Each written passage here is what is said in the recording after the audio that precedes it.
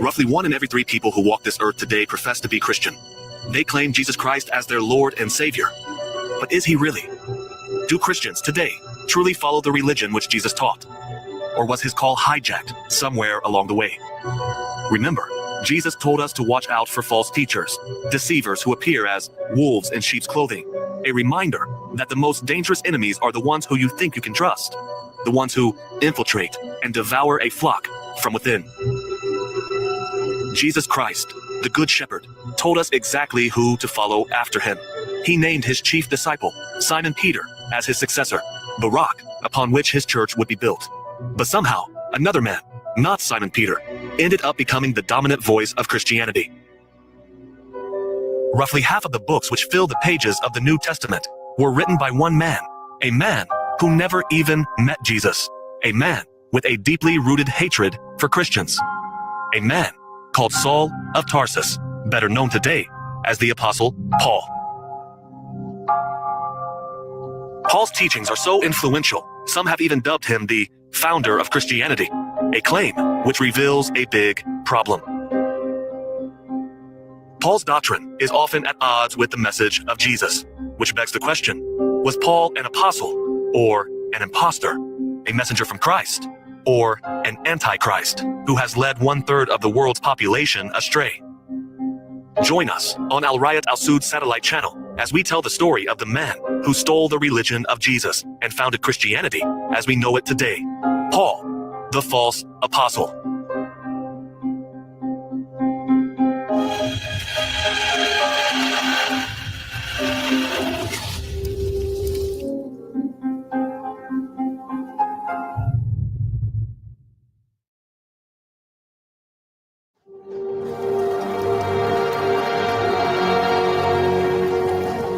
The year is roughly 36 AD.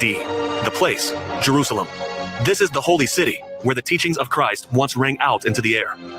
But now, just a few years after the crucifixion, the winds have changed direction and some people are on a hunt for Christian blood. An angry mob zeroes in on a godly man by the name of Stephen, drags him out of the city and begins to stone him. They lay their coats in front of a young man called Saul of Tarsus, who fully consented to Stephen's death and later admitted, "And when the blood of your martyr Stephen was shed, I stood there giving my approval and guarding the clothes of those who were killing him." This story alone is shocking enough, but this was not the only time Saul got his hands dirty. Saul was born into a strict Jewish family and spent his youth studying under the famous rabbi Gamaliel, the man who trained him as a Pharisee. These are the same Pharisees whom Jesus referred to as vipers and sons of the devil. Saul's zeal for the law led him to become an inquisitor of the Jerusalem temple's priesthood. Saul was a bloodhound and admitted to mercilessly chasing and killing many Christians. According to the book of Acts, Saul was still breathing out murderous threats against the Lord's disciples when he had a transformative experience on the road to Damascus, a vision of the resurrected Jesus. It was that experience which allegedly changed everything. Saul became Paul and declared himself a freshly converted apostle of Christ. But there is a problem with this story. Paul can't quite get the details straight. It is considered a red flag when a person can't keep their story straight. When detectives work to solve a crime, they test witnesses on the consistency of their accounts. If the story keeps changing, suspicions arise. You might assume that a vision of Jesus would be memorable enough to stick in someone's memory, but the so-called Apostle Paul tells 3 different versions of his apparition on the road to Damascus, recorded in the book of Acts. In Acts chapter 9 verse 7, we find one account where Paul claims that his travel companions did not see Jesus, but heard his voice. And in Acts chapter 22 verse 9, we find another version of the story. They saw the light, but they did not understand the voice of him who was speaking to me. In one version, Paul is blinded for 3 days. In another, he makes no mention of such a thing. We are left wondering, which version should we believe? But perhaps a more important question to ask is, why does this all matter? It matters because the entire validity of Paul as a messenger hinges on this story.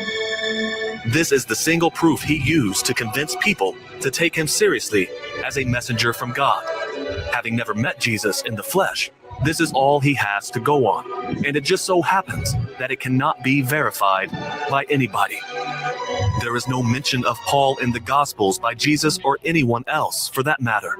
Nobody gives Paul the title of apostle other than Paul himself. So we have to ask these questions. Was Paul a man who saw the error in his ways and turned his life around? Or did he carry out his original agenda, utilizing a different strategy, destroying the Christian faith from within? In any case, one thing is certain. Paul's claim to apostleship directly contradicts what Jesus taught.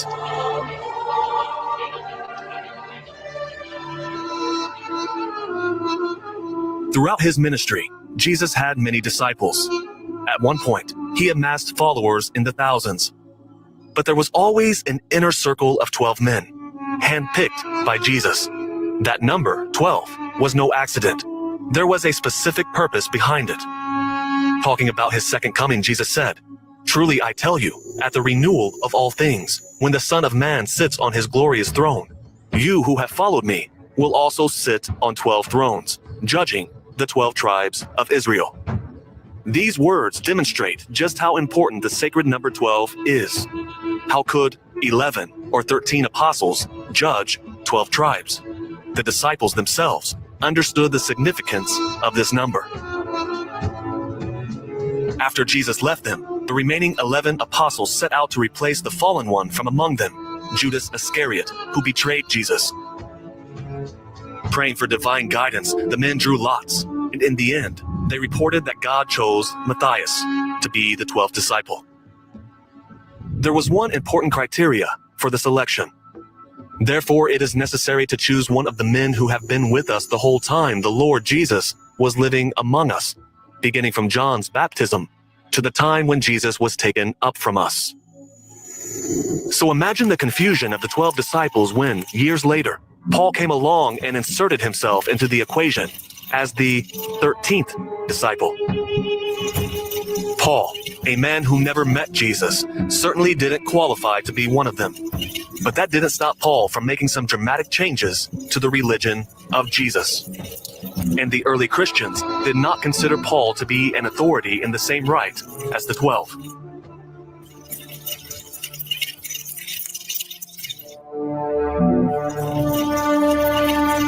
One of the most notable new concepts which Paul brought to Christianity was the abolishment of the Old Testament law. Claiming to speak on behalf of Christ, Paul said, "For sin shall no longer be your master, because you are not under the law, but under grace." He claimed that Christ redeemed us from the curse of the law by becoming a curse for us.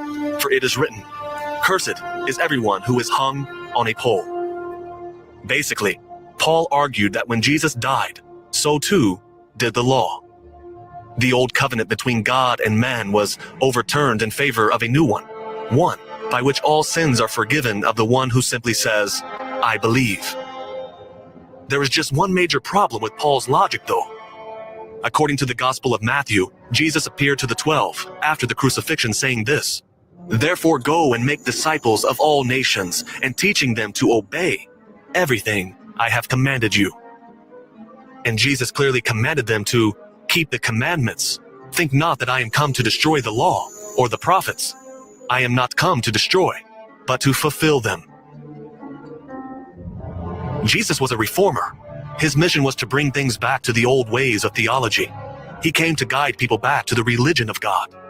Jesus, the long-awaited Jewish Messiah, affirmed the message of the Hebrew prophets before him. He adhered to the Jewish law and never once indicated that the law of the Old Testament prophets would or should be abolished. In fact, he said, "It is easier for heaven and earth to disappear than for the least stroke of a pen to drop out of the law." So why did Paul come out and teach the opposite? Just as Jesus said, "If you want to enter life, keep the commandments." Paul said, "No one will be declared righteous in God's sight by the works of the law." It simply couldn't make sense unless Paul had another agenda. Paul initially preached to people of his same religious background, the Jews. But when he found that he could not convince many that Jesus was divine, he went outside of Israel to the Gentiles. But once again, he faced difficulty. The Gentiles who were open to accepting Christ were not observers of Jewish law. Their food wasn't kosher.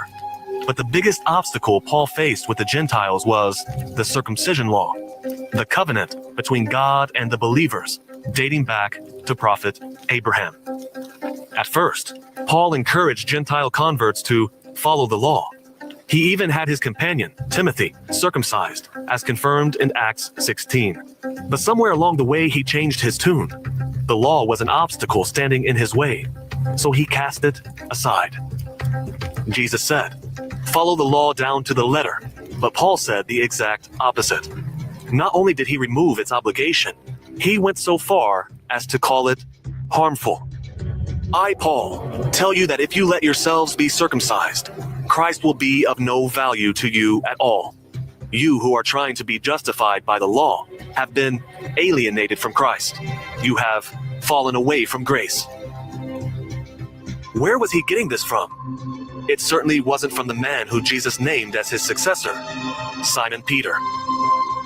When Jesus knew he wouldn't be around much longer, he handed the keys of the kingdom to his successor, Simon Peter, stating, "And I tell you, you are Peter, and on this rock I will build my church, and the gates of hell shall not prevail against it. I will give you the keys of the kingdom of heaven, and whatever you bind on earth shall be bound in heaven, and whatever you loose on earth shall be loosed in heaven." Although Jesus clearly designated a shepherd for his flock to follow in Peter, Paul argued that he was given a new gospel to spread. He said, "And of this gospel I was appointed a herald, and an apostle, and a teacher."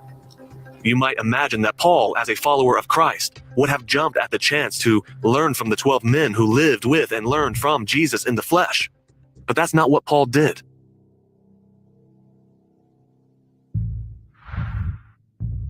It was a full decade after Jesus' death that Paul first met Peter in Jerusalem. Then he went out, preaching and teaching his own gospel in Asia Minor for another 10 years before making a return trip to Jerusalem around 50 AD. It was only then, 20 years after the crucifixion, that Paul met the rest of the apostles for the first time. Paul did not preach the same thing as the 12 apostles, and there was constant friction between him and the Jerusalem church about one issue, in particular, the law. Tensions eventually boiled over and caused Peter and Paul to come to blows. When Peter visited Antioch, he clashed with Paul over whether or not Gentile Christians needed to uphold the law. You heard it? Paul taught something totally different than what the 12 taught. Right? He don't meet up to with the rest of the apostles 20 years after the crucifixion of who we call Yahshua, Jesus. Right? Look. He meets up with them in the Jerusalem council, discusses with them privately what he teaching, unless he done ran in vain. Why he got to discuss privately what's coming off his mouth if he's sticking to the protocol that was given to him? He teaching something different. Paul was doing his own thing. And y'all, this is something the scholars have been known. This ain't that new. Let's go. We only get to hear Paul's side of the story, of course. But if we take his epistle at its word, the two men came to an agreement. Paul would go forth as an apostle to the Gentiles, while Peter would preach to the circumcised. But there was a problem there.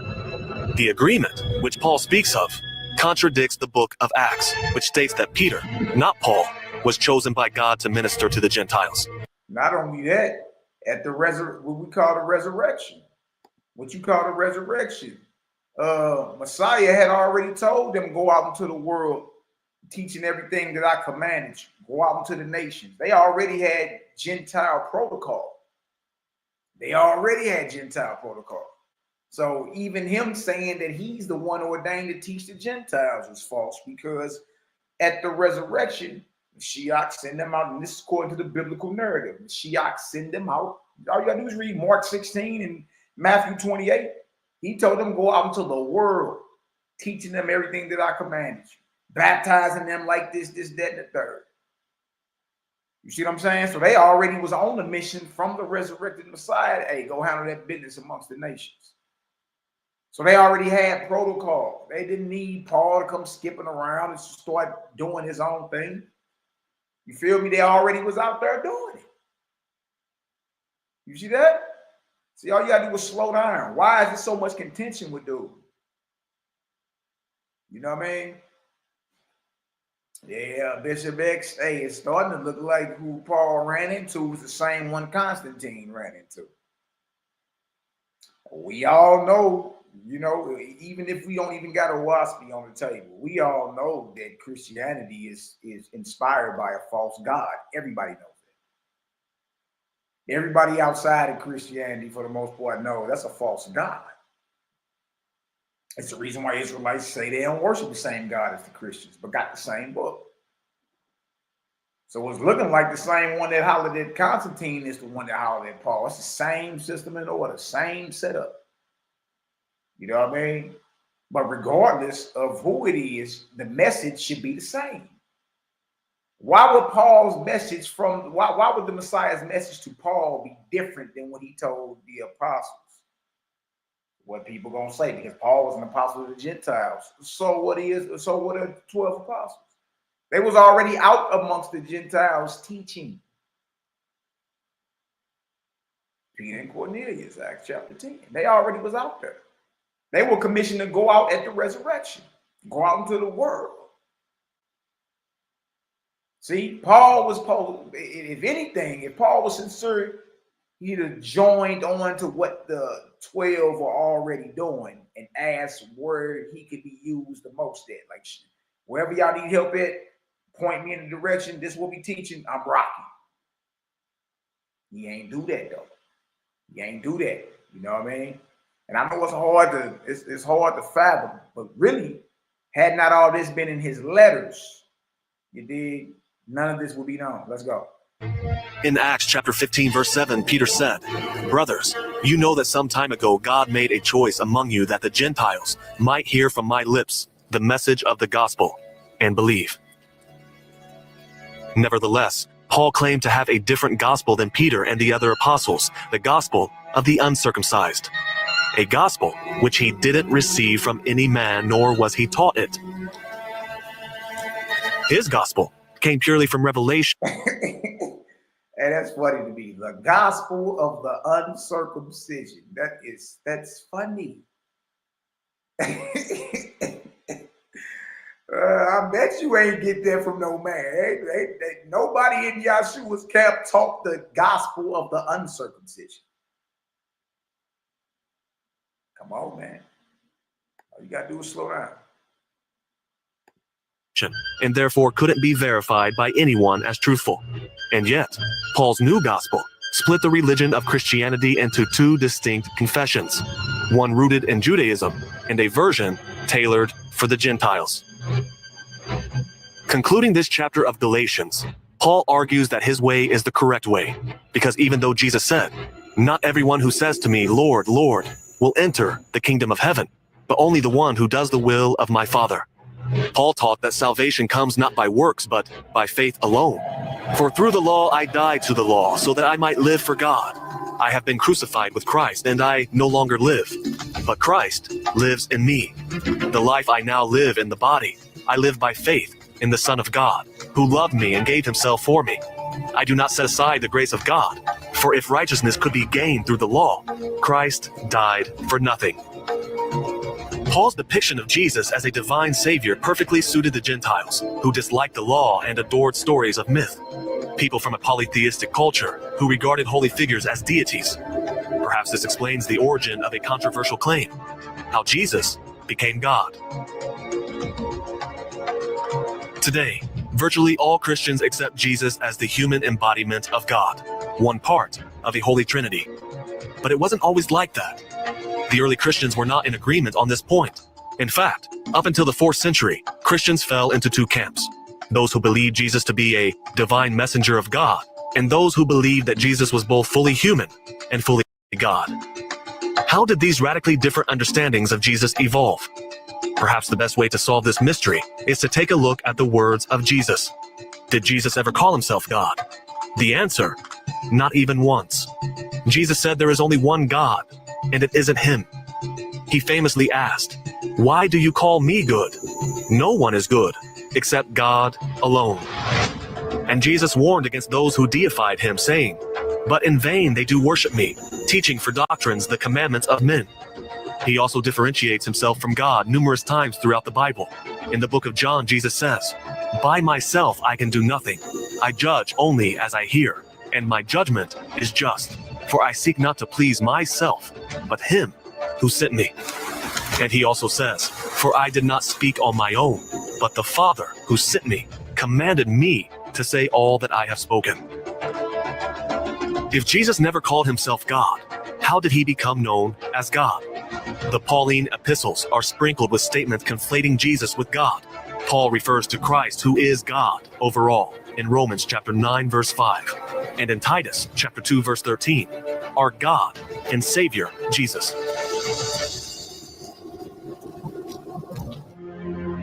It seems like a blatant contradiction, but perhaps it suited Paul's grand agenda to misguide people.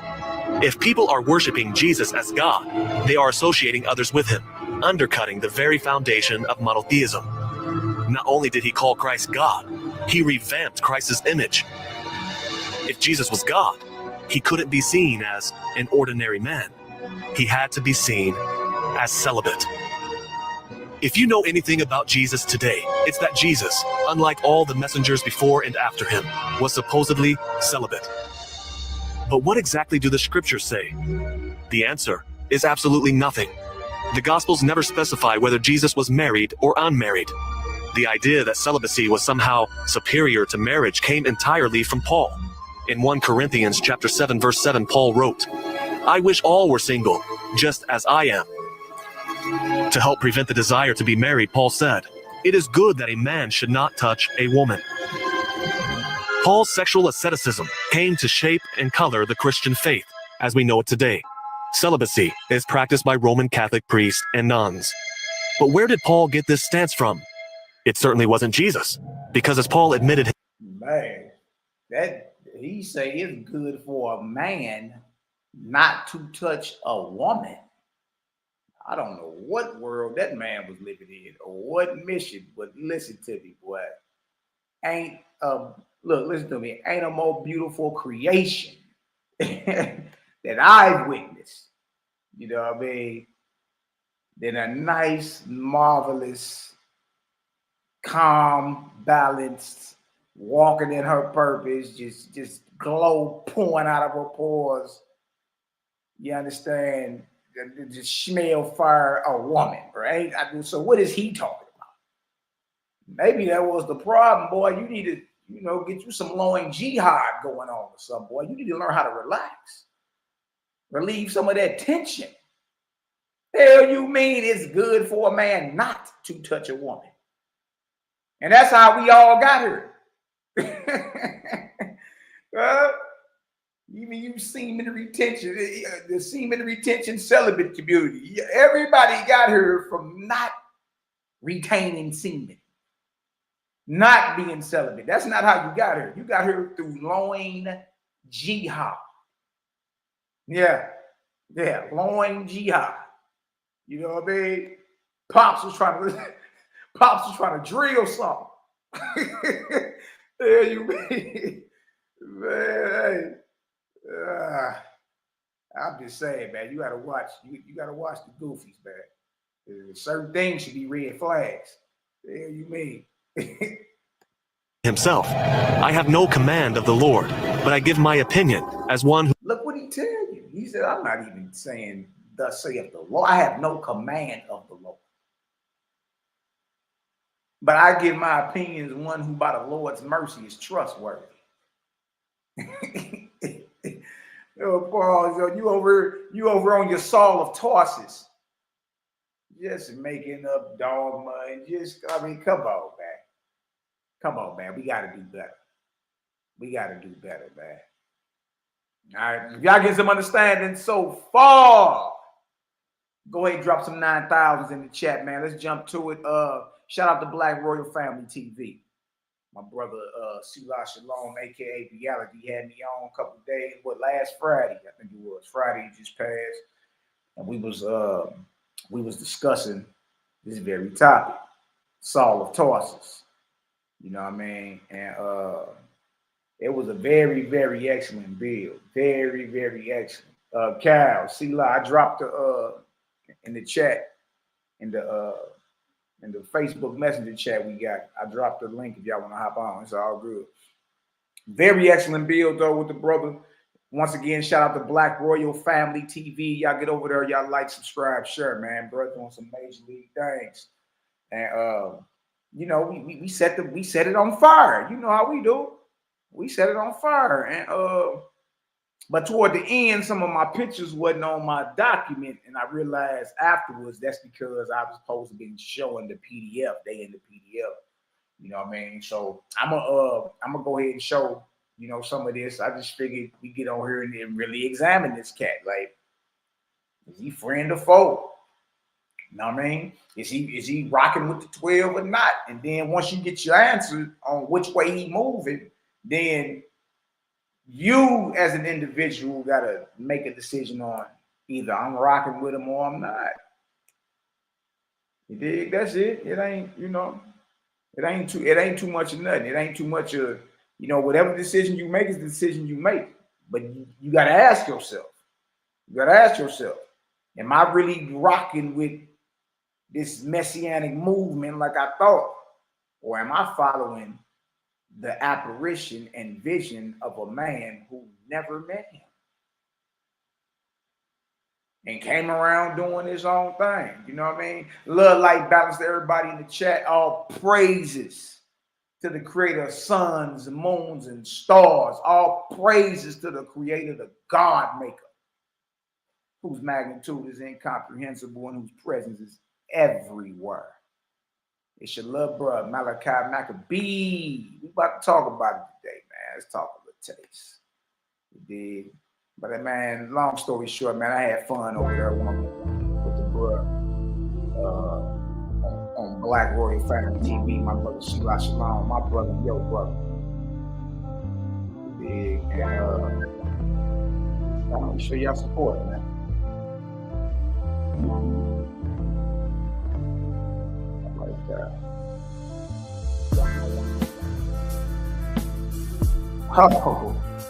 Oh, hold on. I got them from C-Line. I said, boy, you gotta let me get that, bro. You know I got some rock, man.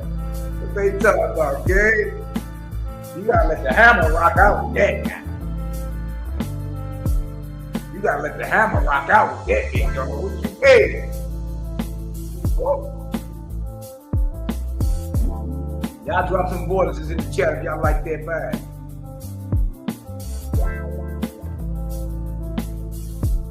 It's all good, you and me.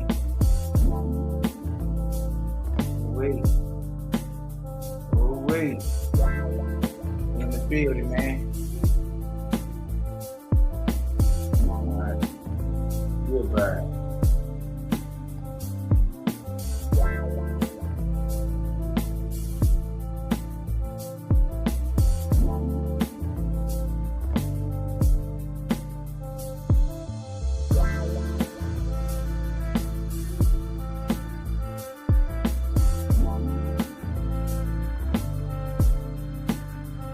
Yeah, that deal go hard. I don't know nothing about this.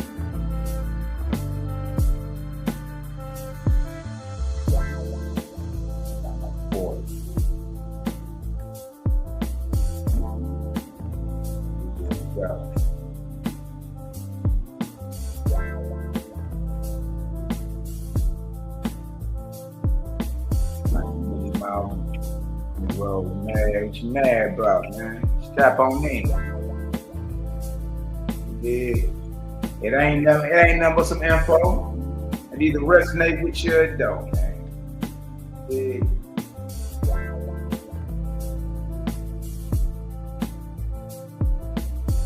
Also, share that one thing. We got us a new book out, you feel me? Endurance to Determination, the Practical Guide on Constant Depression and Trauma by yours truly, Malaki Macabee.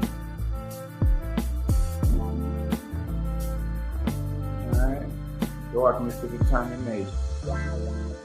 Out in hardcover, paperback, and ebook formats on Amazon. Purchase links are in the description.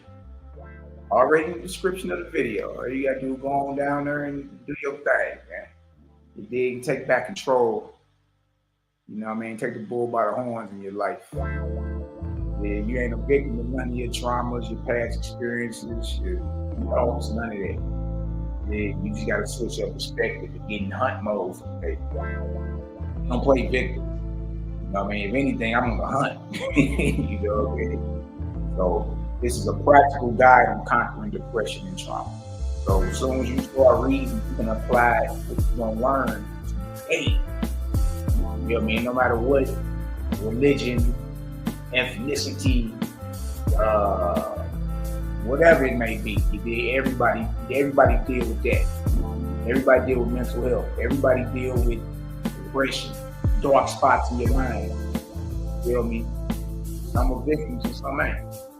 So, you know what I mean? I figure I'd provide something to the masses that will help the masses. You understand? And it's affordable. Like the ebook is $10, $9.99. The paperback is $19.99. And the hardcover is $39.99. You know what I mean? And that's only because it costs more to print the hardcover than to do. So you gotta make a little something. Hey, made it affordable. Then y'all swoop on through, snatch your copies. You know what I mean? Frisbee them deals out there. They did CGG, credit gang in the building, man.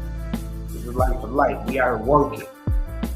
And let's get into this right here, man. Let's get into good old Saul of Tarsus. I'm about to go over some of the things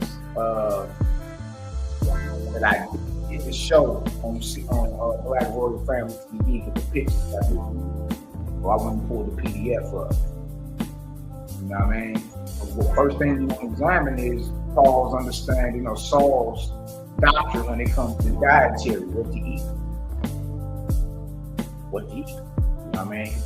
Slow roll with a little taste. And shout out to the haters, jaw jackers, and naysayers. There's a lot of y'all outside. You dig? But if you really want to get down, all you got to do is address the scriptures that we address. And be like, yeah, it say that, right? You know how to read it, but it doesn't mean it. You dig? That's all you got to do is point and counterpoint. You do it. Look, if anybody that don't like what I'm saying, do that. Like, take this whole guy. I sent it out after I debated to Zoryak and who was that? Pola Rizzo. They sent it out. And if you don't got this doc, you can get it. Ain't no thing. You need to debunk every spot I go to, point, counterpoint. Like, instead of Acts chapter 1 being the requirement for being an apostle, and you need to go there and show that's actually not the requirement. And then go show what is the requirement. You feel me? That's the only way I can take anybody serious about any of this. That other than that, it's just emotion. Because majority of the spots I met is what? Paul's letters. Paul's letters. All right, so we first want to examine, how does Paul feel about the Nazarene dietary law, or the dietary law that the apostles followed? You know what I mean? That's what's up, y'all. All praise. It's all good, y'all. Now let's examine some of this. All right, let me stop time. Let everybody see. Ain't no thing to slow down. Not for us.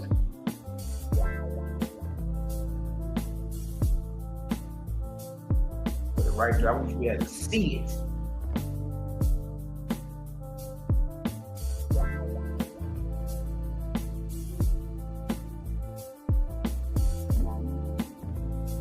All right, so let's get into it, man. Let's go ahead and really, you understand? Let's go ahead and really eat. drop that down just a little bit, y'all.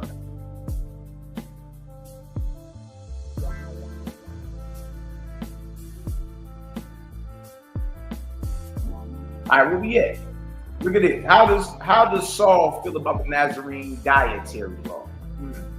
Or the dietary law of the apostles? How do they eat?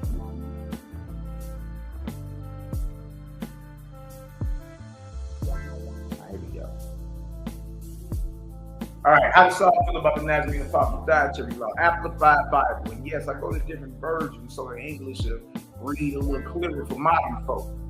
And a lot of us don't know nothing about Victorian English, and wearing rouge, and putting on wigs and high platform shoes, and you know what I mean? We don't know nothing about being a pilgrim, or we don't know about that. You know what I mean? So ain't nothing wrong with going to different versions if the old English don't hit right for you. That's all I'm saying. The old Victorian English don't hit right, go to a different version. You understand? All right? Now look what it says in the Amplified Bible. This is Saul of Tarsus, regarding meat offered to idols. So this is what this is about. All right? Eat anything that is sold in the meat market. Eat anything that is sold in the meat market. Eat anything that is sold in the meat market without asking any questions for the sake of your conscience. Saul of Tarsus. 1 Corinthians 10 and 25. So for y'all that don't know, the Apostle Paul, his real handle or real so-called moniker is Saul of Tarsus. He became Saul in Acts 13. You know what I mean? He took dude's name.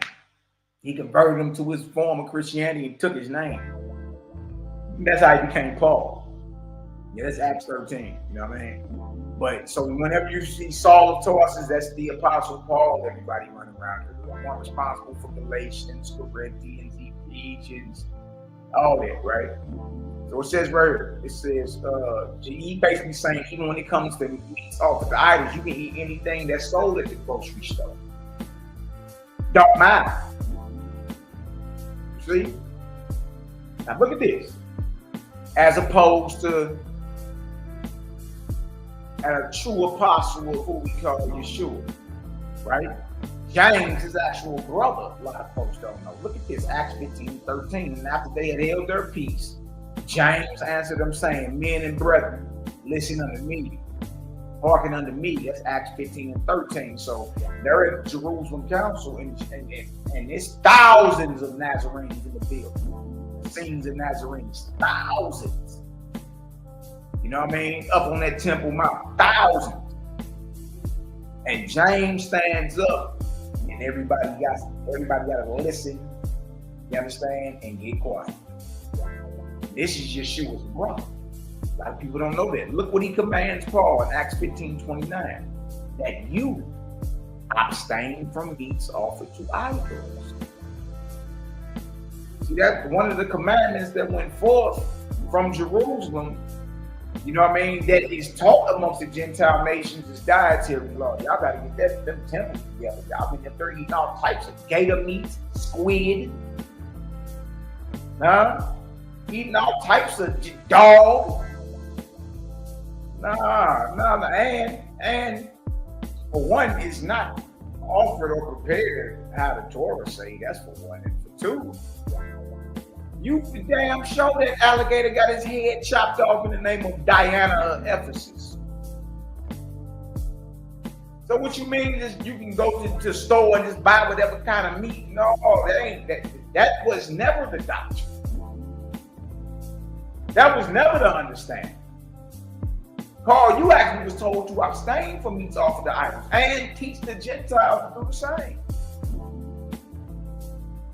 You feel me? So eat whatever you want at the grocery store or at the slaughterhouse, y'all, and abstain from meats offered to idols are two different doctrines. It's not the same doctrine. Paul's saying you can eat whatever you want to eat when you go to the grocery store amongst the Gentile nations in which where we at. James is saying don't eat it. Abstain from it. So there's dietary law in the Messianic movement. You ain't just out here eating gator meat, squid. having you a seafood broil. We ain't doing none of that. Right? So if you understand just on surface level, we ain't even dug that deep yet. But if you understand on surface level that to eat anything sold in the meat market and abstaining from meats offered to idols, if you understand those are two different doctrines, drop a 1,000 in the chat. We'll slow you down. That's it. Slow you down. All right? It ain't hard to understand. James commands Saul to follow the same orders that he's supposed to teach the Gentiles. How does Saul respond to the doctrine he has been commanded to preach and live by? 1 Corinthians 10, 23 and 25. All things are lawful for me, but all things are not exclusive. All things are lawful for you. Okay. All things are lawful for me, but all things edify not. By Saul claiming all things is lawful for him, he is saying he is free from James's commands given to him in Jerusalem. Remember, James just told him he got abstaining from it too. Don't just teach the Gentile. In other words, you got to practice what you preach. Here comes Saul talking about all things are lawful for me. Who told you that? And where is that in Torah? Is that in Torah anywhere? Is that amongst the apostles? Do they say all things are lawful? That's the purpose of having what we call the Torah. Yeah, to separate the clean from the unclean, I thought, right? The holy from the profane, right? But what do you mean all things are lawful for you? Where are you getting this idea from? Who told you that? He gonna say it's visiting Jesus. His vision that he can't seem to get right. Look at this, verse 25, 1 Corinthians 10, 25. Whatsoever is sold in the shambles, that eat, asking no question for conscience sake. Saul boldly tells the assembly in Corinth that they are free to eat whatever they desire. Look at the Good News Translation, same verse, 1 Corinthians 10 and 25. You are free to eat anything sold in the meat market. Where is he getting this from? Where is he getting this from? That's all I'm asking. Is this in the Torah anywhere? Is this, did Yeshua tell the apostles this? Where is he getting eat whatever the hell you want to eat when you go to the store? Don't ask me no more questions about it. I mean, no, he ain't teaching the dietary. He ain't. Because you already been told to abstain from meats offered to idols. And Gentiles worship idols, especially in them days. So you best believe all those animals that were slaughtered under the inspiration of an idol god.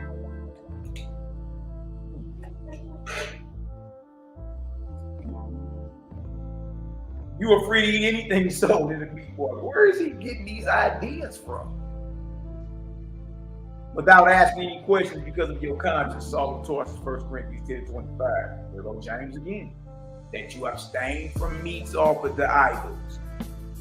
James, the just, the brother of Yeshua. See, it hit different when you know that's little brother. You know that's little brother. And you best believe whatever James was, that's how Yeshua rocked. They were brothers. They lived in this place. Come on. Right? Whole family was with him. John, their cousin, you feel me? Yeshua, Yaakov or James, Shimon, Simon, all these are brothers. Judah, got a brother named Judah, Joseph, Simon, James. I ain't gonna listen. Got some sisters. You know what I mean? So you best believe whatever was James the righteous or James the just. Yaakov Hazedek, Jacob the righteous, the little brother of Yeshua. Oh, you don't even know Yeshua straight got family out this deal, man. And sisters. You know what I mean? Like, what the hell is really going on? Yeah, that's what I'm saying. This is looking like, I mean, even Paul admitted that his brothers is his apostles. Paul admitted it real quick, but he admitted it. Talking to my brother Elijah 7. You know what I mean? I guess like, dang, bro, what we really been examining. Look at this word. Look at it. It's not the same thing. He tried to clear it up in 1 Corinthians 8, but it's still not what the scripture says it is. It is clear what Saul of Tarsus feels about the Nazarene dietary law. How does a true apostle, such as Shimon Kephas, Peter, feel about the food restrictions? Now you got to get your shelf game up. Now you got to go get other first century writings. You know what I mean? That align with what James was given. That was a directive he gave Paul. That was a directive for the overseas community. That was sympathetic toward their cause. See, you under the same measure of discipline, whether you homeborn Judean or whether you a Gentile or sympathetic for the cause. You up under the same discipline. You up under the same discipline. Ain't no difference. You see? This right here is out the anti or pre-Nicene Christian library. All right? Or what's called the Clementine homilies. Some call them the Nazarene Acts of the Apostles. The Golden Rule. Now this right here is Peter. This is homily 7. All right? We're going to jump down to the Golden Rule. Now how does Peter teach anything close to what Paul is saying? Eat anything you want? Like, why would you even phrase your response like that? If you wasn't trying to undermine these brothers, you just was given a directive to teach this to them and you live by it too. He get out there and say you free to eat whatever you want. It won't matter. Matter of fact, that's a doctrine of the devil. Look what Peter said. All right, first century writings, Peter. Look what he said. Wherefore, as then you were deceived by the forerunner Simon. This right here is Simon the magician, Simon Magus in Acts chapter 8.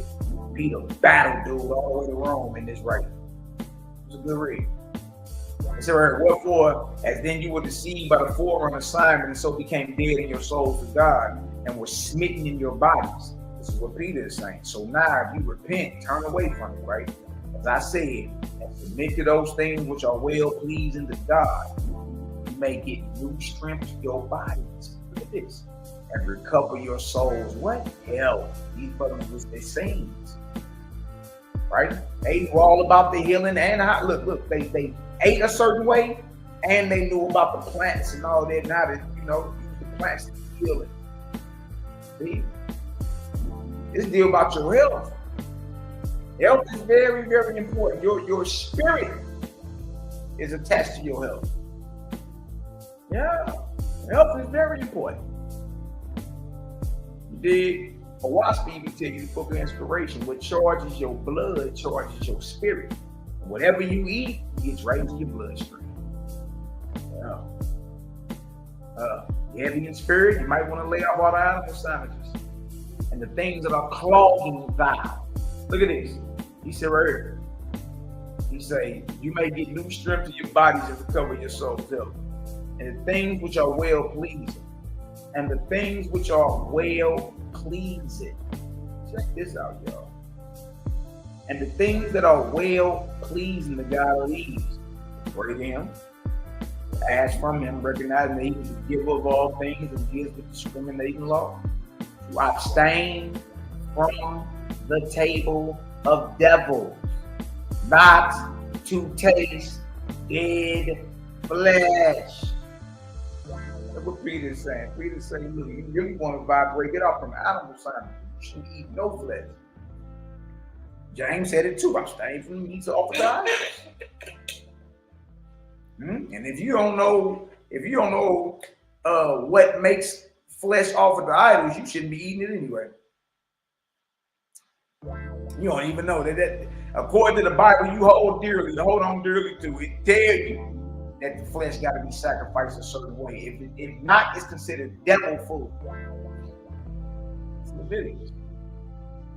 But look what Peter tell me. So Peter followed what James was saying. He taught it. You see, these are some of the pictures I ain't get to show. You know what I mean? On Black Warrior Family. Shout out to Black Warrior Family. See, Peter tell you don't even eat the flesh. Look, not eating flesh is well pleasing to your mate. You abstain from the table of devils, not to taste dead flesh, not to touch blood, to be washed from all pollution. Let's do another one. Somebody better tell these young boys that I do this. See again. Same homily, chapter 8, the service of God's appointment. And this is the service he has appointed, to worship him only. Trust only in the prophet of truth. Baptized for the remission of sins, and thus by this pure baptism be born again unto God by saving water. To abstain from the tables of devils. That is. What is the table of devils, Malachi? That is from food offered to idols. From dead what carcasses? That's dead flesh. From animals which have been suffocated or caught by wild beasts, and from blood. As anyone can see, Peter, a true apostle, doesn't teach to eat whatever is sold at the meat markets. Peter actually teaches not to eat dead flesh. Chewing on an animal sandwich, one and the same as eating at the table of devils. If y'all understand that, drop some 3,000s in the chat for the Ark Cycle, man. Drop a 3,000 in the chat for the Cosmon Ark Cycle, for the Ark Cycle of Cosmon, man. What we talking about?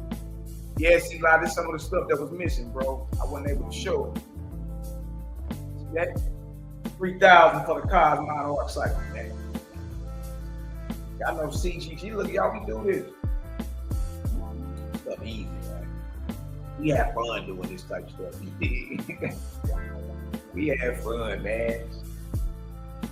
So we look at the more we talk about these things, the easier it gets. It's like, look what he said. True, that's me adding to it, but he did say it. The table of devils. Part of eating at the table of devils is chewing on dead flesh. Dead flesh is part of eating at the table of devils. I can hear you now. You get the stuttering like a hose. What about the Passover, Malachi? Y'all really got to get y'all shelf game up, man. You understand? Like y'all like 4 years late. You're like 4 years late in this thing, man. Ain't nobody came to debunk nothing. Like, what you mean? Who? There ain't nobody even dug this deep. Not in the conscious community. Nobody even dug this deep. Showing you Paul's on letter. Look what dude said. Showing you the anti-Nicene or the pre-Nicene writings. You got Peter and them in there like, man, look, we don't eat food off of idols. We don't sit at the table with devils. And that consists of eating dead flesh. See? And Paul was teaching something totally different. He's teaching something totally different. The crazy part about it, the majority of some billions of souls who have came and gone in the past 2,000 years believe as so-called adherents to Christianity, y'all, and all those billions of souls have been following Saul of Tarsus, Paul, a man that never met him, a man that was at odds with his family. Come on, bro. Eventually you gotta be solid with yourself. You're like, yeah, that don't even sound right. You know what I mean? There ain't nothing wrong with that. That's the problem. You think your nuts gonna roast forever because you start getting critical when you're thinking. You dig? And there's nothing wrong with that. How the hell else you expect to grow and do your thing? You're not. You know what I'm saying? Sitting there being a robot, bumping your head. And really, most of the people that's in any of these movements, whether it be Israelitism or Christianity or whatever, most people are just followers. It's only the minority that's like leading the pack, that's on the front line and all that. Most niggas is just followers, parents. You just repeating what you heard. Your elders say. You ain't being critical. You ain't getting in your bag. You ain't sharpening your sword. I mean, you ain't cleaning out that strap you got. You just, you know what I mean, out here on a whim. Come on, man. Eventually, you gotta be real with yourself. Be solid like that. Feel me? And then we figure out ways to go ahead and get this out here to the masses. You dig? Especially in this day and age, man, where all your gods are falling, man. Your Billy Carlsons, your Lord Jamars, all your little celebrities are snitches or on some weird 1,000 bottles of damn baby oil or murder for hire plots. You dig? All your gods fall. From the conscious community up to the entertainment. Here you got the gang right here. Listen to me. Would have never got caught out there like that. You don't even realize how deep we like when it's on. I mean, man, we look. There ain't nobody else more focused than us. Let's look at Peter, the apostle's diet. He just described what eating at the table of the devil is, and described chewing on animal sandwiches as part of eating at the table of devils or eating food sacrificed to idols, right? So we're gonna walk you on down so you can see what's what. All right, so now I'm getting closer to it. Hold on, y'all. All right, right here.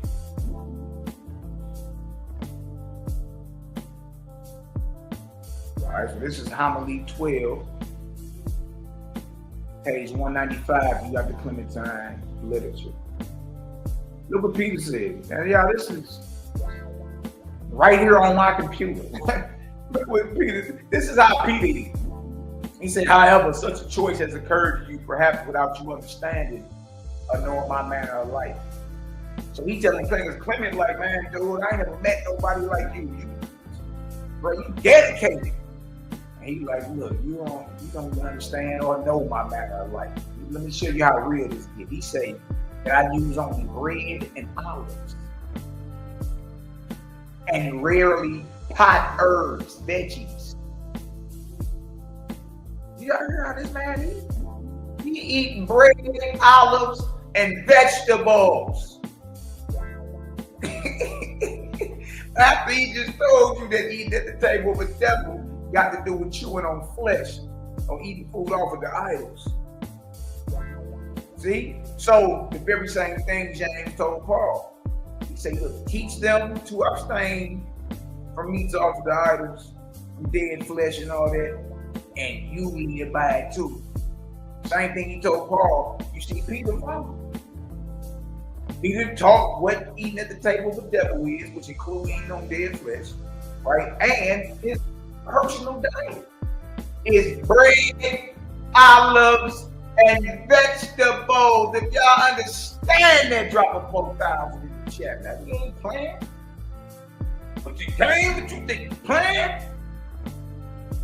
Look what he say. He's saying that this is my only coat and cloak which I wear.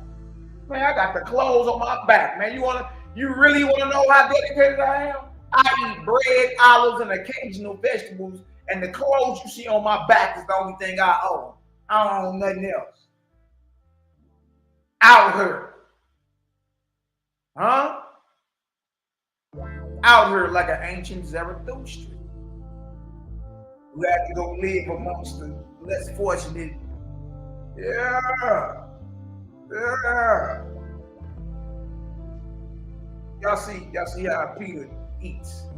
Live a simple life, man. You ain't have no whole closet full of Jordans and You know what I mean? A whole bunch of fancy wardrobes and all that. And he's in the mud. Yeah, this ain't for the pretty boys. I mean, he the highest spiritual cat around him. You dig? And he come through simple. Huh? Come through simple. Highest spiritual grade around him. And he don't even come through boastful. This man eat bread and olives and occasional vegetables, and the clothes you see on his back is the only thing he owns. You complaining about what now?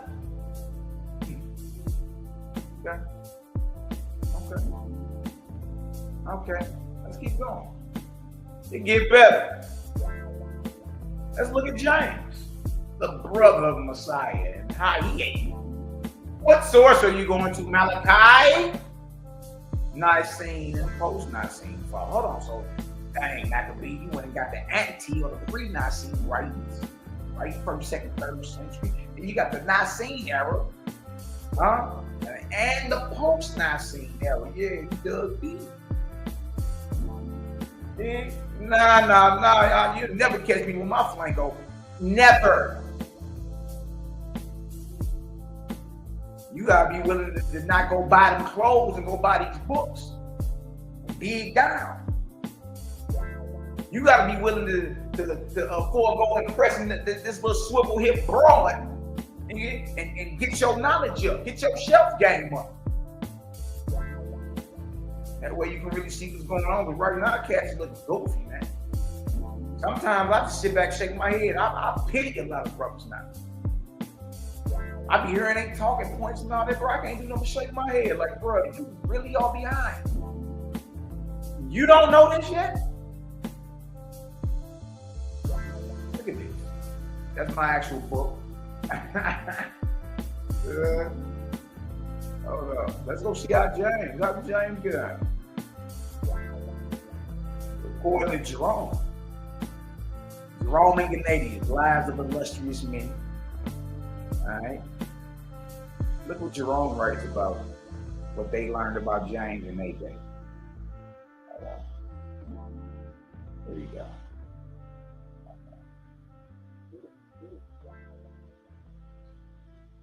Oh yeah, by the way, the Apostle Peter didn't write the book of 2 Peter. Try again. Just to let y'all know that. All right, right here, James. And then we'll show you that Peter ain't right. 2 Peter is just that man. Peter shouting out Paul. 2 Peter wasn't written to the mid-2nd century, and if Peter lived during the 1st century or maybe even before that, you know, who is this writing in 150, 135 of the Common Era? That's when 2 Peter was written. Look at it. Look what Jerome said 1,600 years ago about James. I think I got to zoom in. Hold on. I got to zoom in. Yeah, right there. Look at this.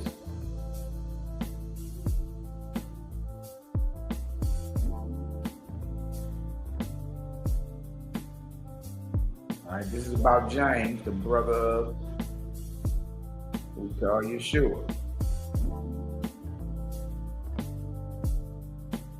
All right. So James, who's called the brother of the Lord, surnamed the Just, the son of Joseph. They say by another wife. I tend to disagree, but you know, we'll get into that later. Now look at this right here. Josephus, who lived near the apostolic age, in the 5th book of his commentaries, writing of James. So Josephus was supposed to live close to the 1st century, but they call the apostolic age. That's what they say, right?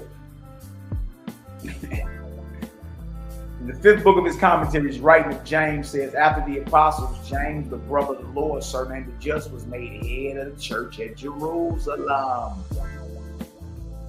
Many indeed are called James or Jacob, y'all. James and Jacob is the same name. Yaakov. This James was holy from his mother's womb. That means he was a Nazarene. To be separated from your mother's womb, to be holy from your mama's womb, mean you are Nazir. Yeah, you Nazir, you Nazarite. This one was holy from his mama's womb. Look what he did. He drank neither wine nor strong drink. Ate no flesh. What is we talking about here, man? Well, Peter don't eat flesh. James, the brother of Yeshua, don't eat flesh. Paul say, eat that gator meat if you want it, my nigga. You all good. It don't matter. I ate no flesh, never shaved. So remember that. That means these brothers had long hair. I mean, they had long hair then, Jack. What did we tell about it? Huh? Paul got the rock with the long hair too. Brothers was Nazarites, man. Nazarite, dedicated. Whole family part of it. You know what I mean? These brothers don't drink wine, strong drink. They don't eat animals. They don't shave, which means if you want to know what they look like, look at, shout out to our West Indian brothers, our Caribbean brothers. You know what I mean? Trinidad, Tobago, Jamaica. You know what I mean? Salute the not the dreadhead, man. You really want to know what these brothers look like, look at the rosters. That's what the brothers look like. Probably scared the Paul probably blew his drawers out when he came up there and saw all these brothers. Damn, they probably had a heart attack. Dang! Never shaved or anointed himself with ointment or bathed. I don't know about not bathing, you know what I mean? Unless y'all talking about hot baths. Because we know the saints them to cold baths every morning. Cold baths. Maybe that's talking about, you know, like the hot baths of the Roman aristocracy or something. But if y'all peep, James and Peter are what you call today vegetarians. They both taught and lived by this way of life when it came to the dietary law. If y'all understand that, drop some 5,000s in the chat, man. We slow roll. We'll slow you down. Slow you down. Easy work. Easy work. Let me go back up here and show y'all Peter too. You know, some people think that Peter was shouting Paul out. It's like, man, y'all really got to catch up. That's because we ain't being critical no more of what we looking at. You understand? We'll come back to that second Peter. I want to keep the vibe right here, showing you the families and how they got down. I'm going to keep the vibe right here. Next source we're going to go to is the Gospel of the Nazarenes. All right, so we already went to the Acts of the Nazarenes or the Clementine literature. We went to the, which is anti-Nicene. We went to the Nicene and post-Nicene literature. Right? Now we're in the Gospel of the Nazarenes. All right? We're going to see. We're just going to walk it down. Who Paul really got a problem? So when Paul saying eat anything, these brothers didn't live like that. And the Torah don't say it. So who is Paul boldly proclaiming all things are lawful for him and eat whatever the hell you want to eat? Is Paul teaching what James told him to teach, or is he teaching something different? Put a 1 in the chat if Paul and James teach the same thing. Paul, Peter, and James teach the same thing. Put a 2 in the chat if Paul teaches opposite of the apostles. This is just one doctrine, one topic, which got to do with the food, the flesh. See that? See that? To abstain from meats offered to idols, that is, like Peter say, not to taste dead flesh, right? And then go on to say, dealing with Paul, eat whatever is sold in the shambles, eat whatever is sold at the meat markets without asking questions for conscience sake. I know you've been taught not to eat it, but I'm saying you can eat it. It don't matter. All right, so let's get into the family. All right. Gospel of the Nazarene, the Immaculate Conception of Jesus the Nazarene. Good Lord. what is really going on? Right here, verse 6 going into 7. Right here, chapter 2, verse 7. Look at Miriam and Messiah were Nazarites. Therefore, you shall keep your covenant.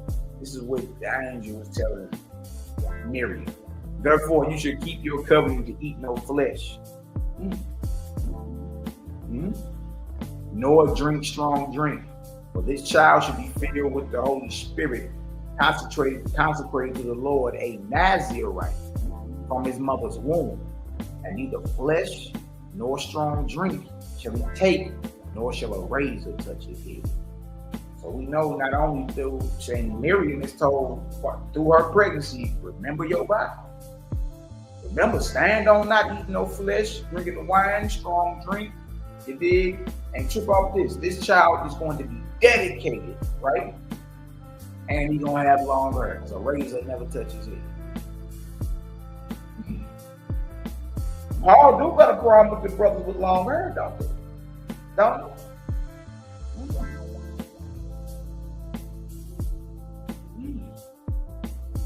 Right here. Let's go to chapter 5. Gospel of the Nazarene. Go show this.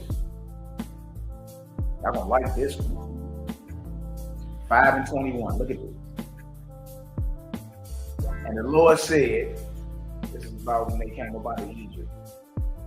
Out of Egypt have I called my son, who shall be called the Nazarene. And he arose and took the young child and his mother and came into the land of Israel. He is Joseph. Right? And they came and dwelt in the place called Nazareth, which dwelt Nazarites. Where dwelt Nazarites and the saints. He was called the Nazarene. Nazarite and the same mixed together makes Nazarene. See that? Dang. It also came to pass in the second year of Jesus' life, a second son was born to Joseph and Mary. That's why I say I don't know about all that Joseph with another wife. It's looking like this was the family. A second son was born to Joseph and Mary. His name was called who? James, meaning one who is just and righteous before the Lord. One who is of the true Israel. Y'all see that? As with Yeshua and Yahukanan, John the Baptist. As with Yeshua and Yahukanan, he, James, was consecrated unto the Lord, a Nazarite from his mother's womb. According to the way, y'all see that? They line up with the history we just read from Jerome and Canadians. The whole family. Look, you got Jesus, you got John, you got James, you got Mary. Miriam, Yeshua, Yahukanan, Yaakov. They all Nazarites. They all got an oath not to eat flesh or drink blood or go to war, none of it. And a razor has never touched their head. Remember that. Not only are they veggie, not only are they plant-based, but they walking around here with some long, knotty locks. Long. Remember that as we keep reading, because Paul ends up having what? A problem with those with long hair. Who Paul talking about? You talking about everything that the apostles stand on. Totally against. In later years, they would have 3 more sons. Look at that, y'all. Judah, Justice, and Simeon.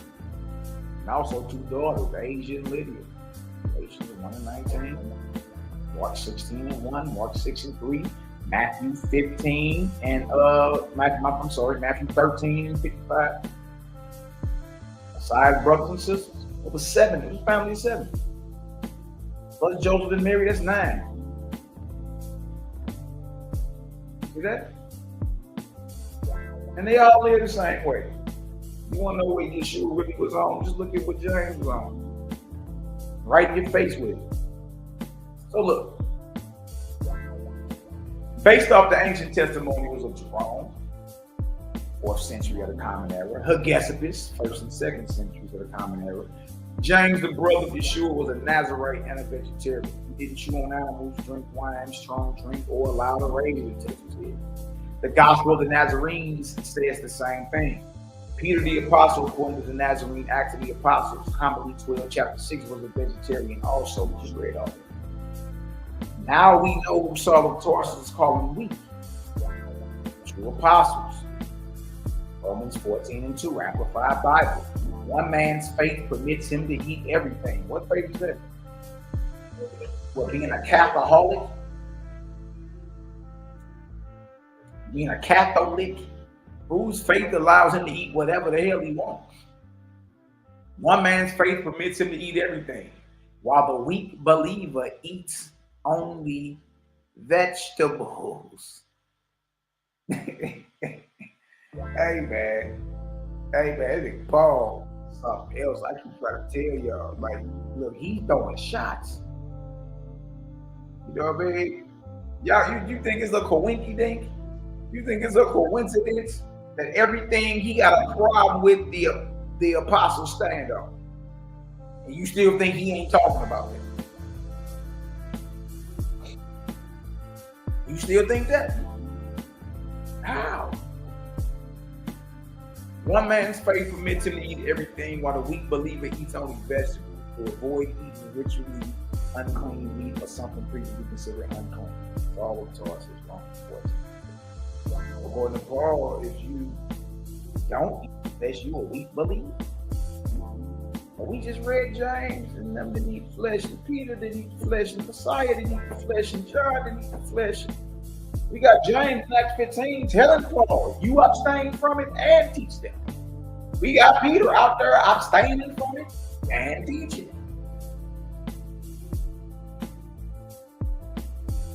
Which way we going? That's the decision you gotta make. You gotta make that decision. I can't make it for you. Now we know who Saul of Tarsus was talking about when he said that they teach doctrines of devils, that they command to abstain from meats. The true apostles, that you abstain from meats offered to idols. God, that's all you got to remember. He come and use this exact phrase. He just keep idols off of them. He already was told what to abstain from. Y'all, he wasn't prophesying about Malaki Macabee in 2025. Telling y'all the job, look, it's best if you stay, if you get off that flesh. That's the best move for you. On every level, that's the best move for you. See that? Saul was already commanded to abstain from meats offered to idols by the chief apostle James the Just. Look what Paul says in 1 Timothy 4:1. Now the Spirit speaketh expressly that in the latter times some shall depart from the faith, giving heed to seducing spirits and doctrines of devils. All the nation of Israel just thought I was so seduced. Paul was talking about Malachi. No, Paul had already been checked and put under order by James about the meats. He ain't prophesying. You understand? He trying to save his ministry because he know he catching smoke. He telling Timothy, his understudy, like, look, man, niggas gonna fall out of this. You know what I'm saying? We going through too much. I'm going through all types of, you know what I mean, uphill battle trying to put this out. Yeah, because that ain't the protocol. You all out of box. You all out of box. And when the dust settled, guess who won? Paul. Rome gonna side with their boy.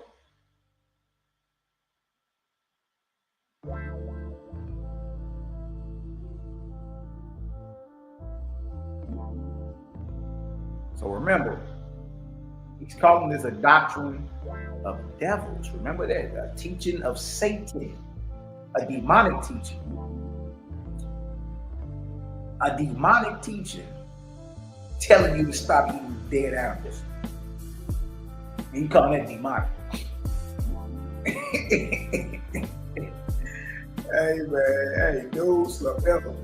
You know what I mean? And then think about all the great men before, like what's the brother's name? Daniel the prophet. The Daniel fast everybody talk about. Daniel wasn't chewing on flesh. The king's meat Outshining everybody. Understand? Like going all the way back to the beginning. Judah Maccabee and them got off the cliff. Second Maccabees 5, 21 to 26. The temple was under attack. The altar was profaned. They had animals with them in the wilderness. They were a family of priests. But they know how to slaughter. But they still refuse to eat the flesh. Why? Because you need an altar and a temple. All that's under attack. Ain't no sacrificing going on. See what I'm saying? So in our case, that sucker definitely ain't there. So shit, nobody even be chewing on it. You know what I mean? The animals got to get ritualistically slaughtered a certain way and prepared, and blood drained, and all types of crazy stuff they got to do. You dig? Look at this. So he's calling what he's about to describe a doctrine of the devil. Right? Look at this. Speaking lies and hypocrisy, having a conscience seared with a hot iron. Don't forget, Saul already called James and Peter and those with them hypocrites. Y'all, that was in Galatians, the 2nd chapter. He said even Barnabas was carried away with their dissimulation / hypocrisy. So he already on record calling the apostles hypocrites. This is what he's talking about. First Timothy 4 and 3. The doctrine that he's calling a doctrine of devils is this: forbidding to marry and commanding to abstain from meats which God had created to be received. God created them animals to eat on. That's what he's saying. With thanksgiving of them which believe and know the truth. Now, how is this a prophecy if Saul already was commanded to abstain from meats? By James the Just. Sit your ass down somewhere. Also, according to Jerome, Josephus, and the Nazarene Gospels, Yeshua, his brother James, and his cousin John the Baptist, and his mother Miriam were all lifelong Nazarites. So that's according to the literature and the history. No chewing on animals, no strong drink, no wine, and guess what else, y'all? No haircuts. They all had long hair. Now we know who Saul was talking about when he claimed long hair was a disgrace to a man. The true apostles. Who else he talking about? How the hell he saying long hair is a disgrace and all the apostles over there on the Temple Mount got long hair? Especially the leaders. So even if you're not talking about him, you're talking about him. Because if the shoe fit what, you gotta wear it. Long hair is a disgrace, and I don't know, like, where is he getting this idea from? Is that in the Torah anywhere? Now, it's not Chet Samson had long hair. 7 locks. Where is Paul getting all this from? Who told him long hair was a disgrace? New Living Translation. Isn't it obvious that it's disgraceful for a man to have long hair? Saul of Tarsus. 1 Corinthians 11 and 14. Y'all, Paul is firing shots. He's against the apostles. Dietary. The haircuts. He against it. He ain't with what they got going on. Because Jesus came to him on the road to Damascus. You know what I mean? And switched up a few things according to him. And this is just what it is. It's just what it is. Let's go show some more of the family. You can always jump back up. But Paul, you were warned about him in Revelation, the 2nd chapter as well. Paul, I'm telling y'all, man, he had 12 disciples.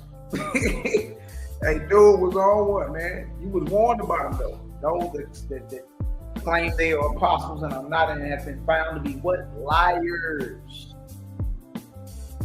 Revelation 2 and 2. I know all the things you do. I have seen your hard work and your patient endurance.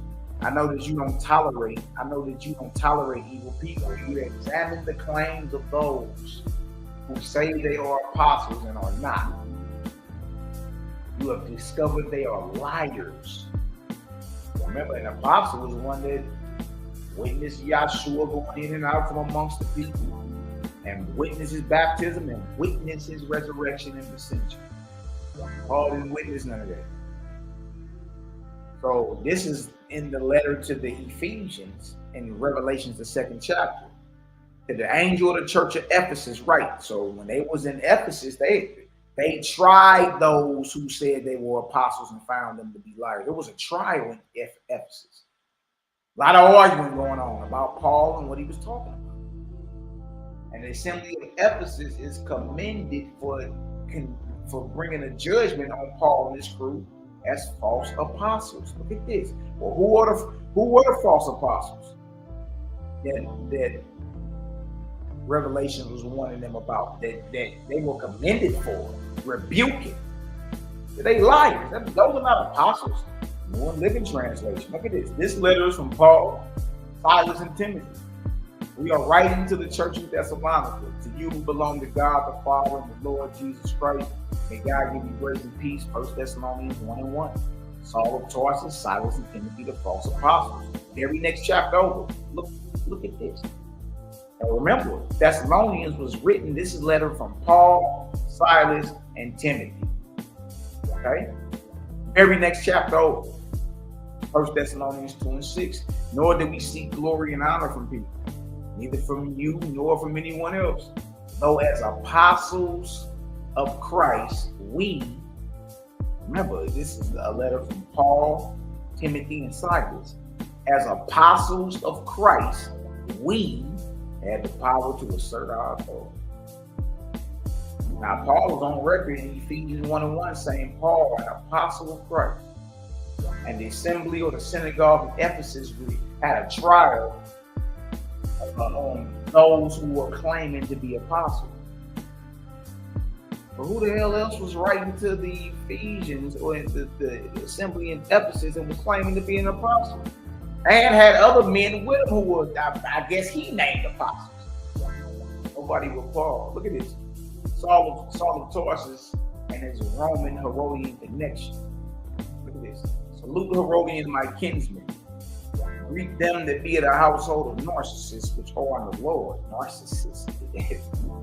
Romans 16:11. Saul of Tarsus. Notice Saul is a relative of Herod the Great, the impostor Edomite king of Judah. Herodian, my kinsman. Y'all see that? See that? Paul, boy, I'm trying to tell you. Paul, something else. Watch this. When you going next, Malaki, put it right in your face. Parallel New Testament. Comparing 3 popular translations and parallel copies. So I heard the Millie Mouth Misfits 9, man. You know, that ain't his relative. Like Tazoryaki. Oh, my, he looks so horrible. Like, I put that boy in a blender. Look, there ain't nobody in Bible with the name Herod that's not related to them. What are you talking about? Oh, that's just a certain Christian. You better duck about the kitchen, boy. It's hot. We're going to be going over the Peshitta, Syriac version, and the Eastern text. Let's go to Romans 16:11. What does Romans 16:11 say? And this is a parallel New Testament. Y'all can go get it. Get it for yourself. As the peace of Herodian, my who? My relative. My relative. Yeah, so Saul's related. Yes, he has some type of relation to the Herodian dynasty, which would make sense. Because who else can just skip up and go holler at the high priest and say, "Give me some letters of authority so I can go down here and start hunting these cats, man." Like, can anybody just skip up on the high priest and do this? A Roman appointed high priest?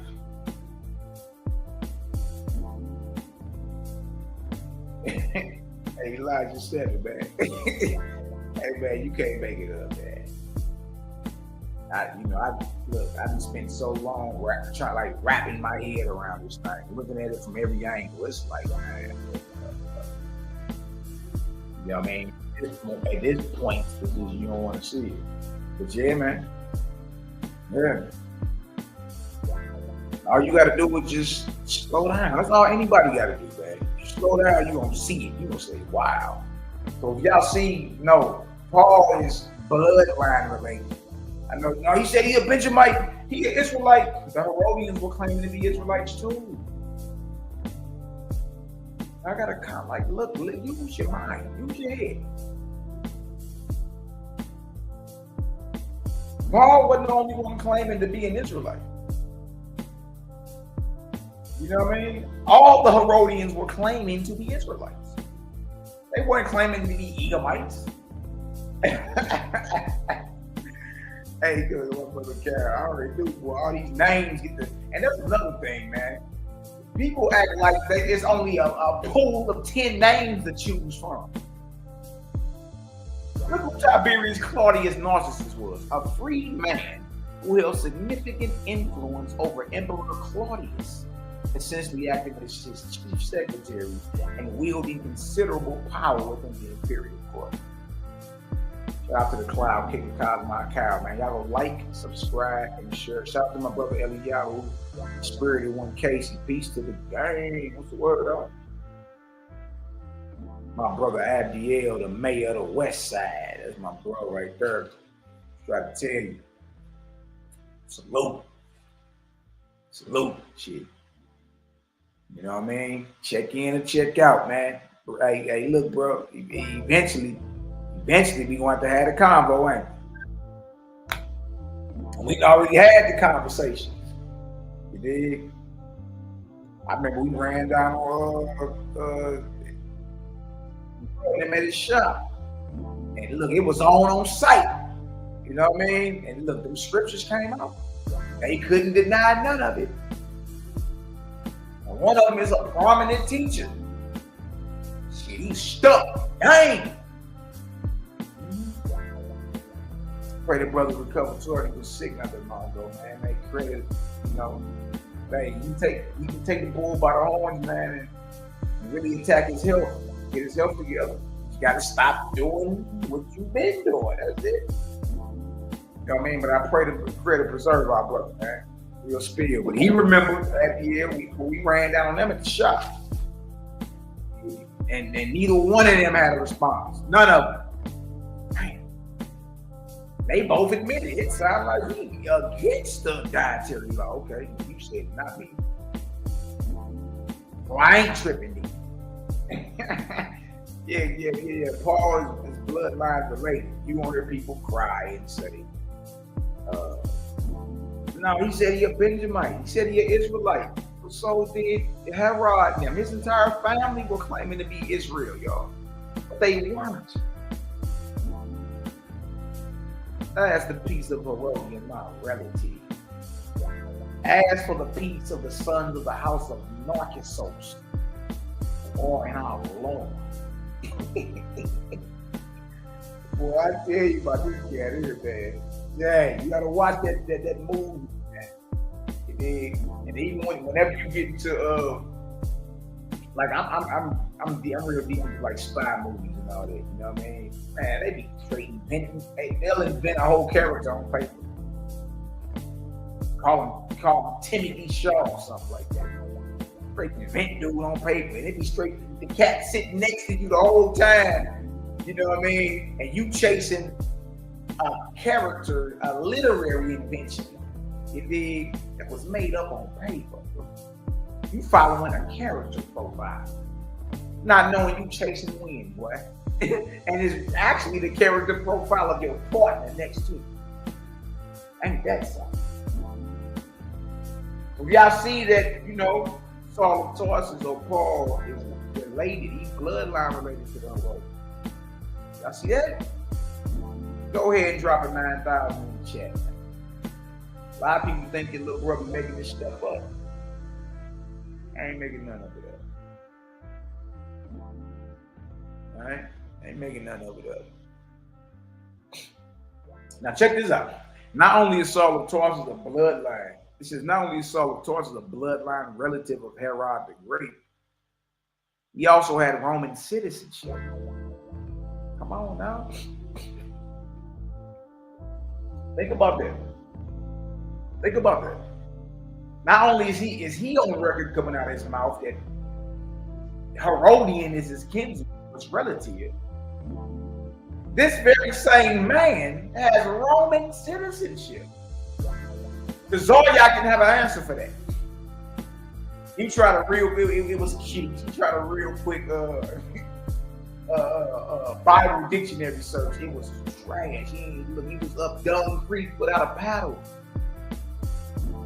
He ain't never been swimming with sharks now, boy. You ain't never been drugged over here in this deep. You dig? Because one thing about sharks, they know when blood in the water. Put that boy in a blender, real spill. So easy to him. You know what I mean? I see him out there doing this, you know, he's still doing this thing. But man, Christians been laying into them boys. You know what I mean? Everybody getting exposed. Everybody getting exposed. So not only is Saul of Tarsus a bloodline relative of Herod the Great, he also had Roman citizenship. Let that sink in. Did any of the apostles have Roman citizenship? No. Did Yeshua have Roman citizenship? No. Let's read Acts 22, 25 through 29. Easy work, man. Big, easy work. Easy work, man. Look at this. And as they bound him with thongs, Saul said unto the centurion that stood by, is it lawful for you to scourge a man that is a Roman and uncondemned? They're about to get on Paul. This is right after they almost killed him in Jerusalem. Like, man, what is you on? They come to find out, Paul pulls his Roman citizenship out. He said, look, I'm a Roman, man. You already know you can't be hitting on me. All the hitting is reserved for Rome, not you. All right? You can't do that. When the centurion heard that, he went and told the chief captain, saying, take heed what thou doest, for this man is a Roman. Then the chief captain came and said to him, tell me, art thou a Roman? He said, Paul said, what did he say, y'all? Yeah.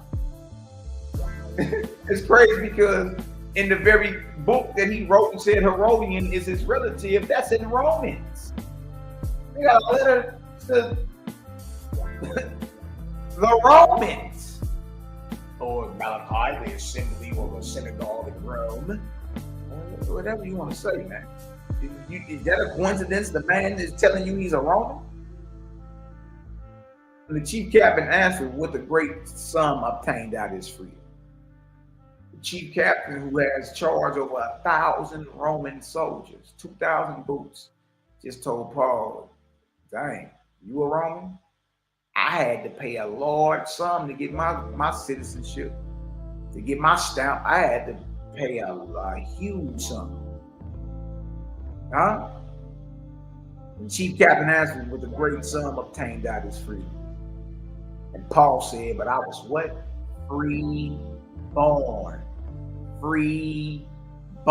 So enough with the narrative that one of Paul's parents may have been a slave in Rome.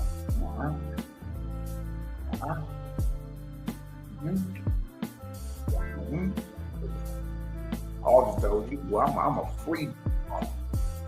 I was born with this status.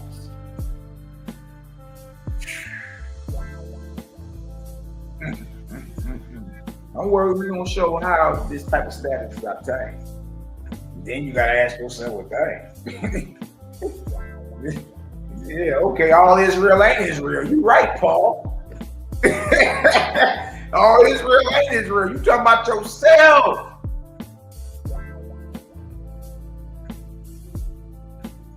Man said I was free-born. I'm a free-born Roman. Good night. Look, then straightway they deported him, which should have examined him, and the chief captain also was afraid after he knew that he was a Roman because he had bound him. But the chief captain got scared at the fact that they threw Paul They detained him and was about to beat on him. He found out dude was Roman and was like, man, if y'all take them cuffs off here, I'm gonna mess around and get demoted back to resident. Lose all my privileges. Dang, son. Dang, son. Y'all hit them likes, man. Get them likes up, y'all. Now, true about this.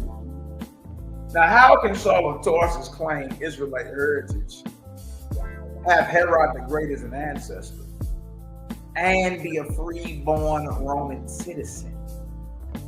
How is that possible? How can you claim to be a bloodline Israelite, but yet related to Herod? Because Herodian is out the family of Herod, right? And be a free-born Roman citizen. How is this possible? Which means he could have been educated in Greek. Not at the feet of Gamaliel in Jerusalem.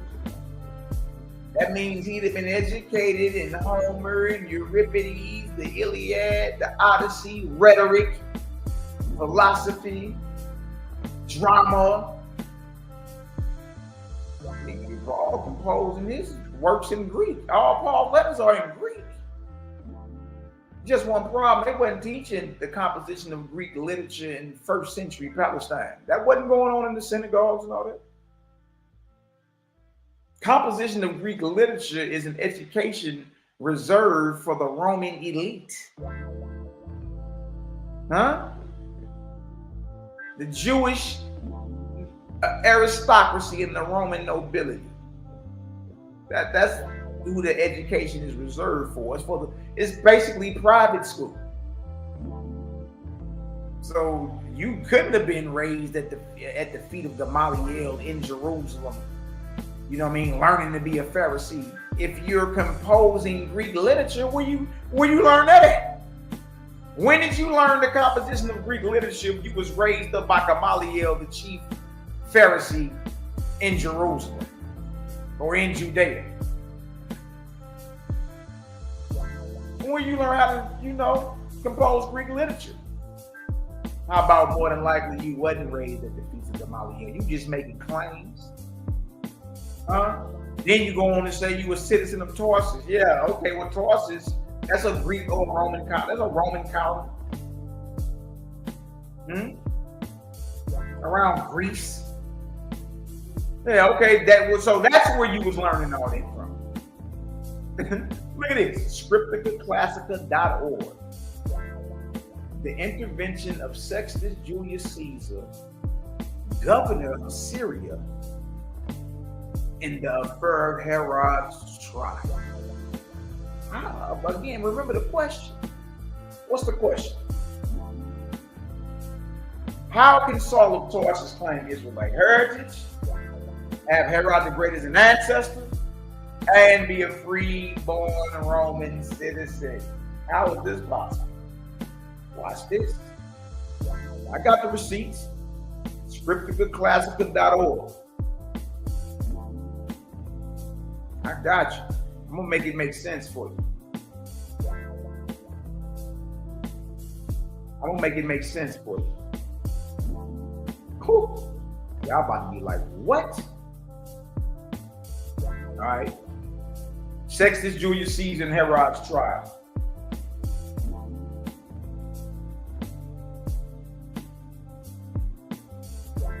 Look at this right here, y'all. Instead of foaming at the mouth, pay attention. About July 47, this is before the Common Era, Julius Caesar came from Egypt to Syria. And during his short stay there, settled the affairs of the province and rewarded those states and individuals who had given him military aid in the Alexandrian War. Julius Caesar comes bringing gifts and blessing those that assisted him when he had to go to war.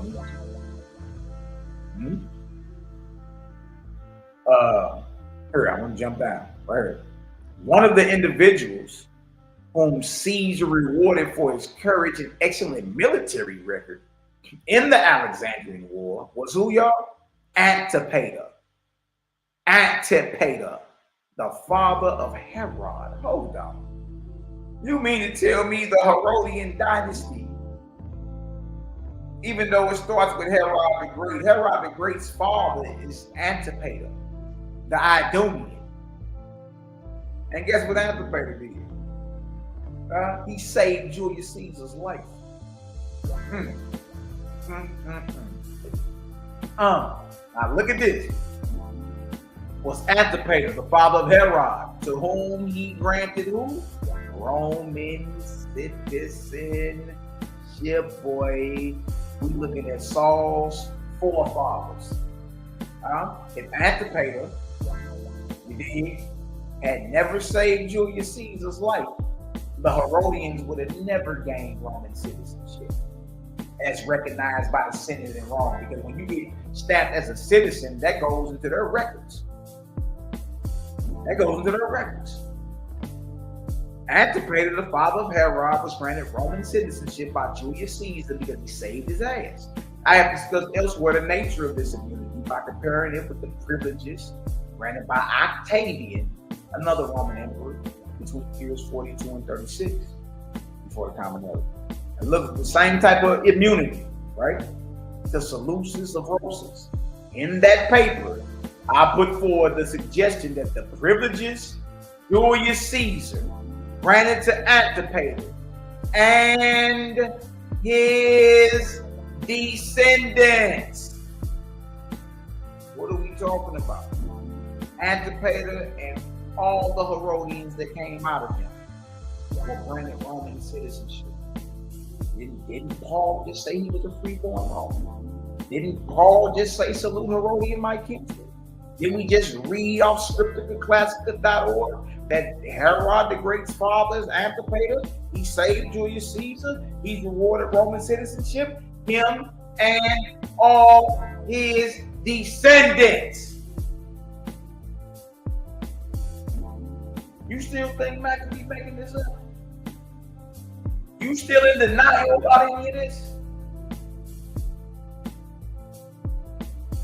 The privileges Julius Caesar granted to Antipater and his descendants were the same as those given later to Seleucus and his family. If you understand that the Herodian family has a forefather named Antipater, and that Antipater is the one who saved Julius Caesar. And by saving Julius Caesar, all his descendants after him were stamped as citizens by the Senate in Rome. So now all we got to do is, Paul say he got Roman citizenship. Paul say he's related to the Herodians. Is there a Saul anywhere in Antipater or Herod's bloodline? Anywhere.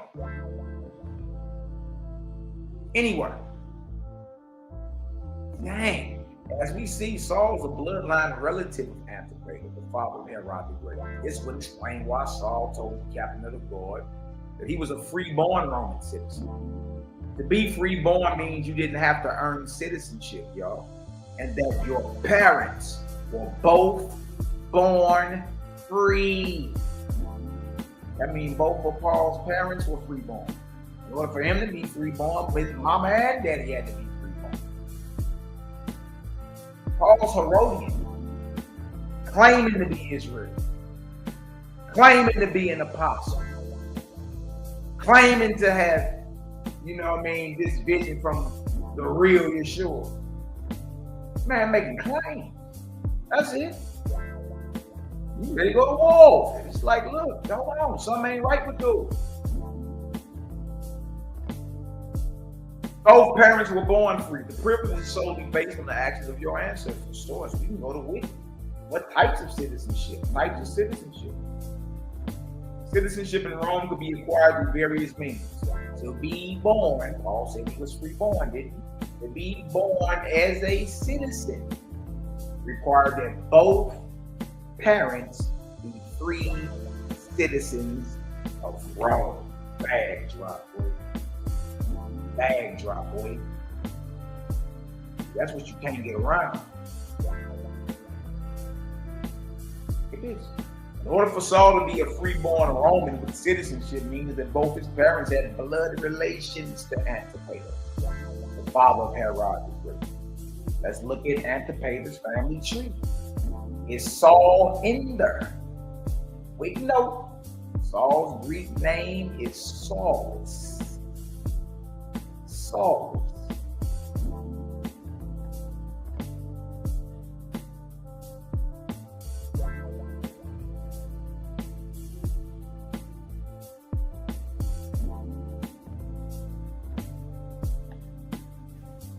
Strong's G 4569, Saulus.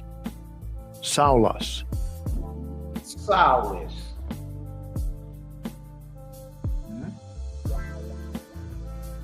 Let's say Saul equal desired, the Jewish name of the apostle Paul.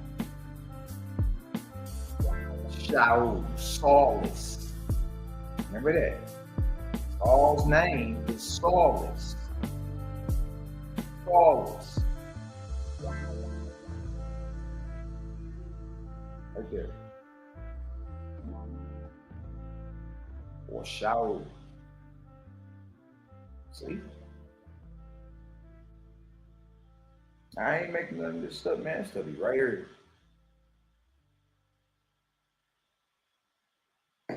Saulus, right?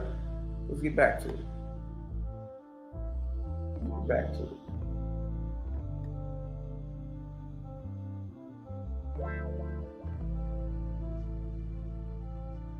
All right. How do we know his name is Saulus? Right? Let's look at the family tree. Look at the family tree. I didn't say it. He said he was related to the railroad. All right. Close family of coastal boy, B. Antipater, son of Antipater.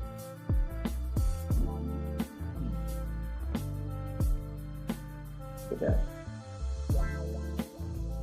All right. Well, what do we got down here? Oh, Saul right here. Saulus. There is him downstairs. There he is right there.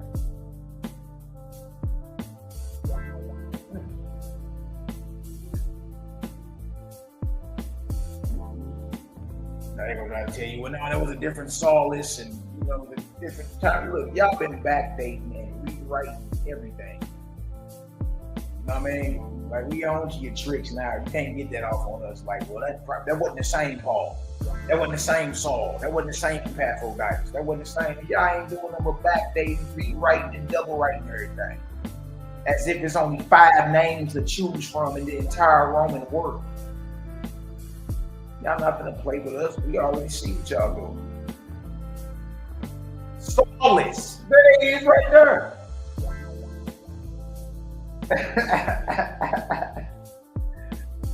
Oh my God, man. That's what I'm saying. Look, and then when we having these chop sessions like this, y'all, man, the wheels just be turning, man. You know what I mean? There he is at the top right there. Saulus and B. Antipater.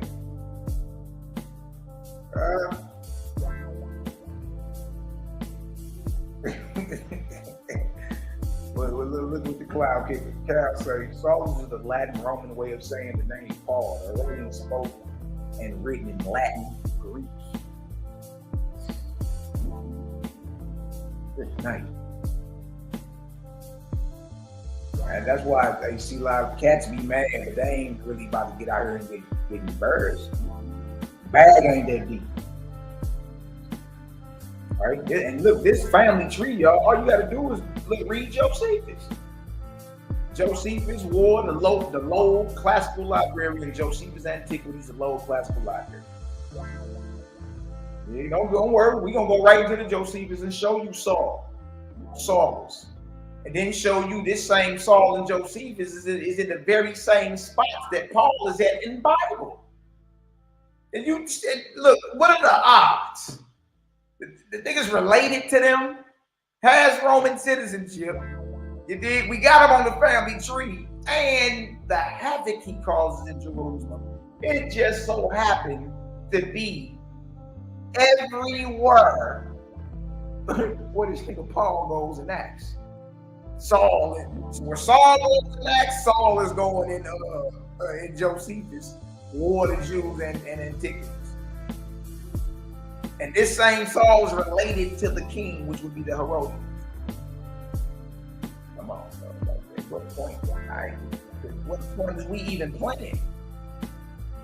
That that's not the same one. That just all the names are the same.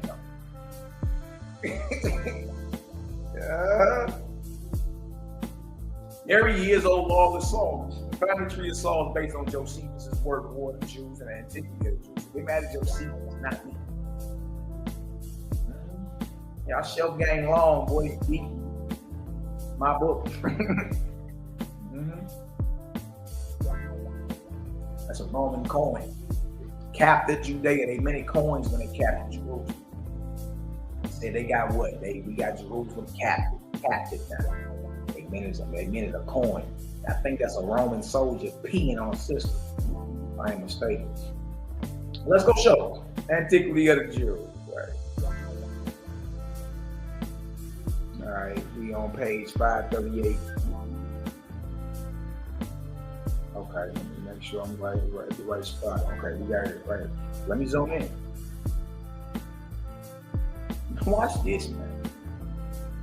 Cats really got to get themselves together. I know, you got your personal biases and you hate the fact it's me bringing out these things, but look, you feel me? If you had the nuts of a squirrel, you understand, and you knew the people were getting the wrong information, y'all was going the wrong way, on a real one gonna get off, turn around immediately. Nigga, the bus stop now.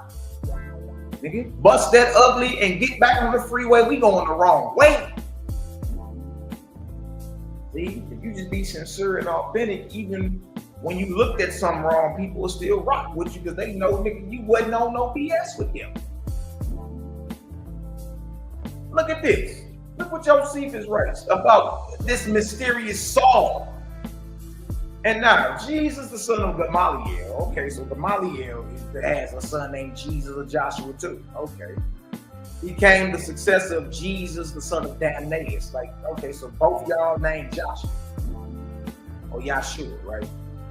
In the high priesthood, which the king had taken from the other. The king at this time, y'all, we dealing with one of Herod's sons. All right, probably Agrippa the first or the second, one of them. You know what I mean? Look at this, which the king had taken from the other. So look at this. You got an Edomite king appointing the priesthood. Huh? Like the priesthood are supposed to be bloodline descendants of Aaron, the high priest and all that. But you got an imposter king claiming to be Israel appointing the priesthood. See, it's all out of whack in the first century. You ain't even rolling how it's supposed to roll. You know what I mean? According to what's written, it's something totally different going on. Which the king had taken from the other, on which account a sedition arose between the high priests with regard to one another when they got together. So the high priest said, fuck all that. You know what I mean? You about to go get the jack boys out. They went to war over this priesthood that the king took from one and gave to the other. So what did they do? The high priest, both factions, go to war. Jesus, the son of Gamaliel, goes to war with Jesus, the son of Damnaeus. Okay? And so what had to happen was the high priest and them had to get together who? Bodies. Remember that, Acts 4, 1-6, we don't read it. Bodies are the boldest sort of the people. And frequently came from reproaches, throwing of stones at each other. So these two high priest factions are fighting, throwing stones and everything at each other. But Ananias to go off for the rest by his riches, which enabled him to gain those that were most ready to receive. All right, now Ananias is in Acts as the high priest. Then he gets snatched. You know what I mean? But because he used the position well, he amassed a large amount of wealth, right? Which enabled him to gain those that were most ready to receive. Meaning, if you got the money, you can hire mercenaries. They can go do your dirty work for you. Now look at this. Coach the Boris also, and who y'all? Saulus. Coach the Boris also, and Saulus. Saul did themselves get together a multitude of wicked wretches when they got all the jack boys out. And this because they were of who? The royal family. They were related to the Herodians, the Agrippa. Huh? Because they were of the royal family, and so they obtained favor among them because of their kindred to Agrippa. But still they used violence with the people and were very ready to plunder those that were weaker than themselves. And from that time it principally came to pass that our city was greatly disordered, that all things grew worse and worse. So you got Saul and Josephus going to Ananias, getting some type of funding or authority, start wreaking havoc. And that's book 20, chapter 10, Antiquities. Okay? I'm not making it up. We got Jesus, the son of Gamaliel, versus Jesus, the son of Danaeus. They go to war. Ananias, who used to be high priest, amassed a large amount of wealth, and he's able to pay, you know what I mean, mercenaries to go ahead and handle this war that's going on between the two factions. Right? Crazy part about it, this Saul in here is what? Related to Agrippa, the Herodian king. Huh? So Saul and Josephus goes to Ananias. Let's go see what. Let's go here. That's really going on here, man. Show you Ananias, right?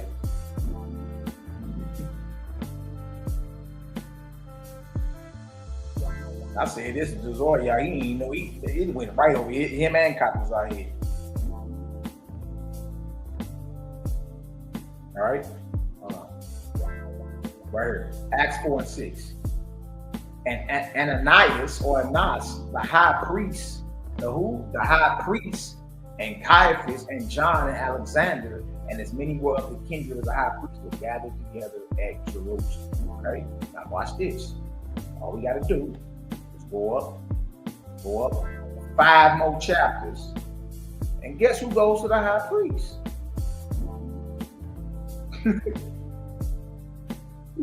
Really? Hold on. And Saul, yet breathing out threatenings and slaughter against the disciples of the Lord, went unto who? The high priest. But the high priest is Ananias or Anas. Right? And Saul and Josephus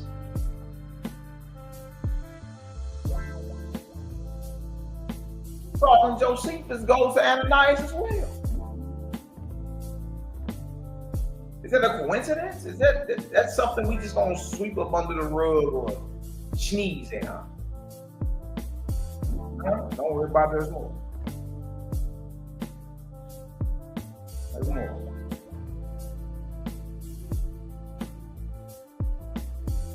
Watch this.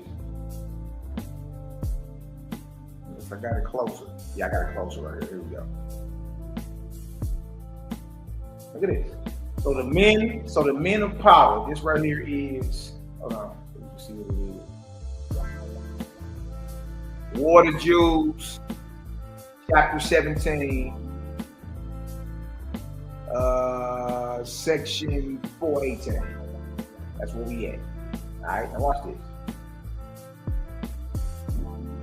So the men of power, perceiving that the sedition was too hard for them to subdue, and that the danger which would arise from the Romans would come upon them, first of all, endeavored to save themselves and sent ambassadors, some to Florus, the chief of whom was Simon, the son of Ananias, and others to Agrippa, among whom the most eminent were who? Saul and Antipas and Costabaris. You can't say Antipas ain't named after his forefather Antipater, and Costabaris, who were of the king's kindred. Romans 16:11. Salute the Herodian, my kinsman.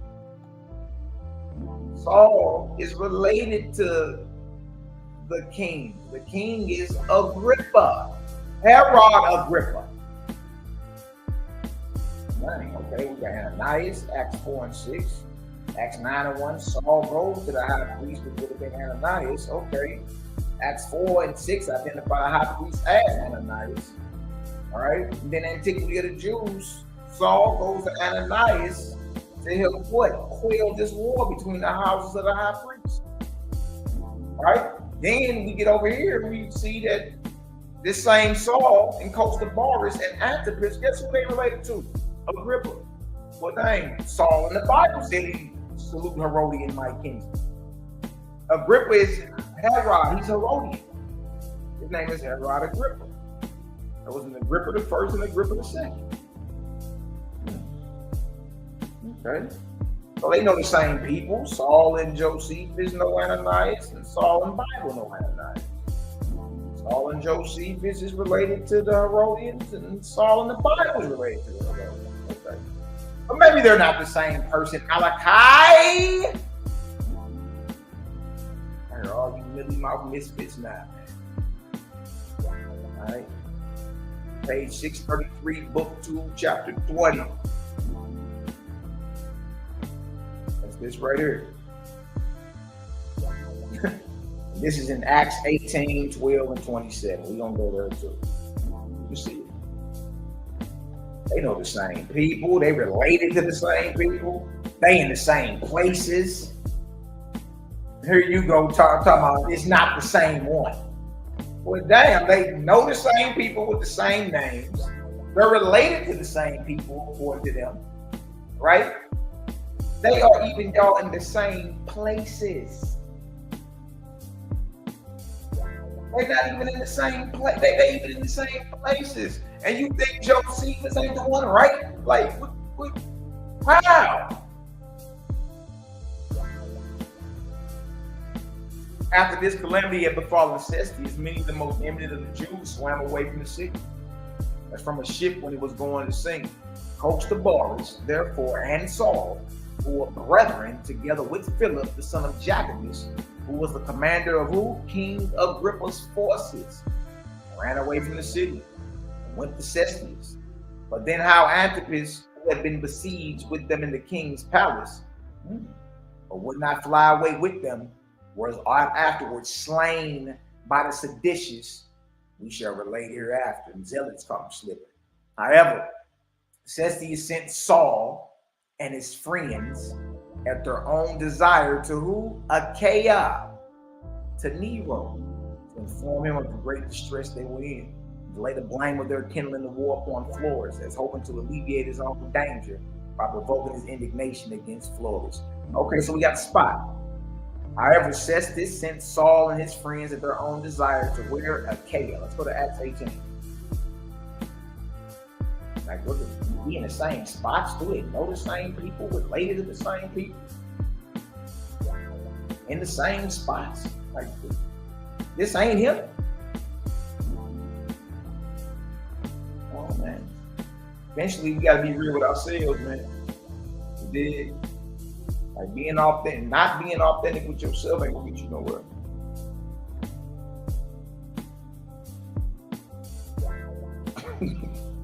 Hold on, man.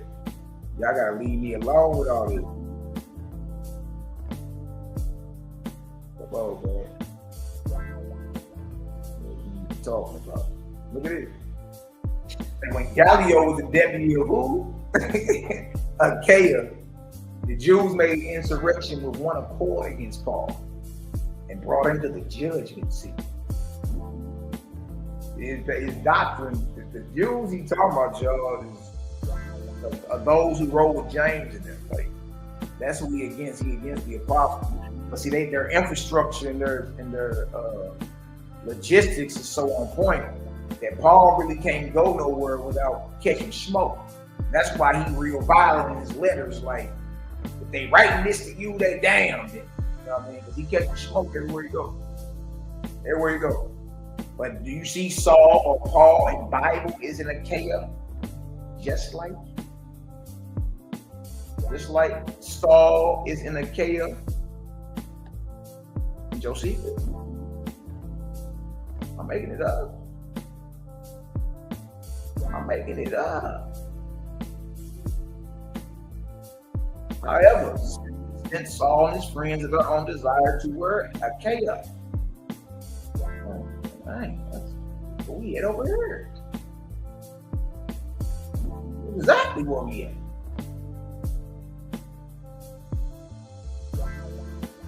Hey, go on verse 27. It's not the same Saul, Malaki. And when he was disposed to pass into Achaia, the brethren wrote, exhorting the disciples to receive him. But when he was come, he helped them much that believed through grace. For he mightily convinced the Jews, and that publicly shown by the scripture that Jesus was the Christ. Saul in Bible is in Achaia, like Saul and Josephus is in Achaia. Saul in Bible claims to be Herodian related to the king, and Saul and Josephus is Herodian related.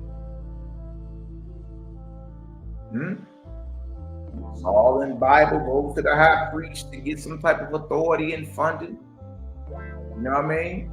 Stop some type of what they call rebellion. Saul and Josephus does the same thing. We know the same people, related to the same people, and y'all, they in the same places. This ain't the same dude he's writing about. You gonna let them play with your mind like that? What are the odds? It ain't him. What are the odds if it ain't him? What are the odds? My brother Eliyahu 7 says, I would not be surprised if Josephus is Paul. Yeah, we've been talking about that. Yeah, they do it all the time, man. They invent characters on paper. A literary invention. See that? What are the odds?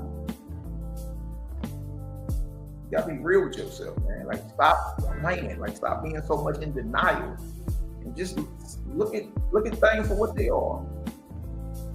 Don't spade a spade, man.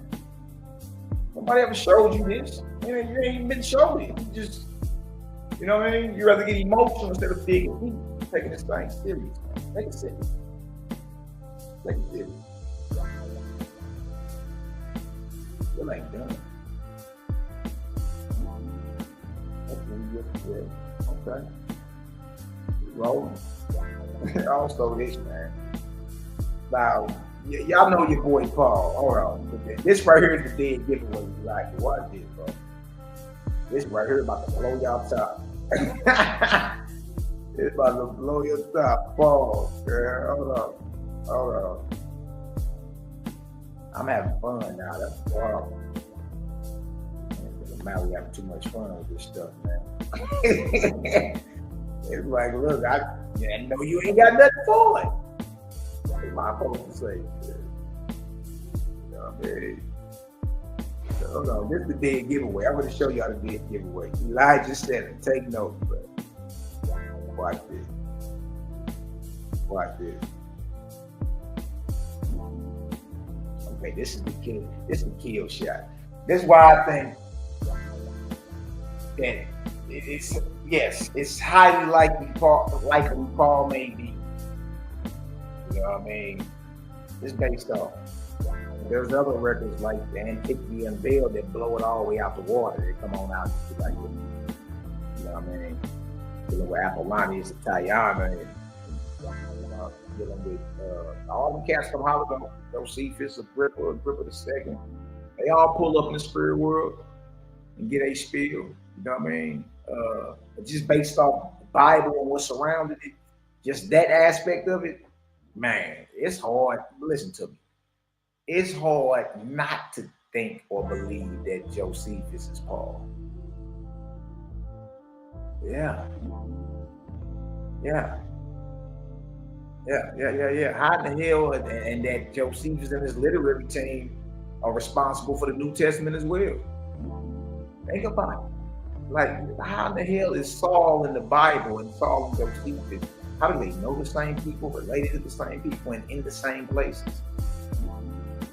Now it's about to be even more deeper, because Saul in the Bible or Paul in the Bible and Josephus have the same exact homeboy, same exact friend. game? You think I'm playing?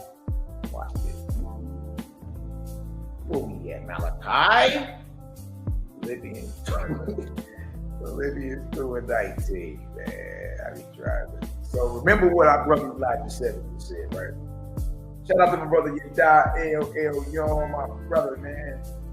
Love and life to the fam. Now, remember what our brother Elijah 7 just said. I would not be surprised if Josephus is Paul. He probably lied about his own death in the Bible. Think about it, Elijah 7. Paul don't die in the Bible. Paul gets back to Rome, you feel me, and retires in Caesar's palace on quote-unquote house arrest.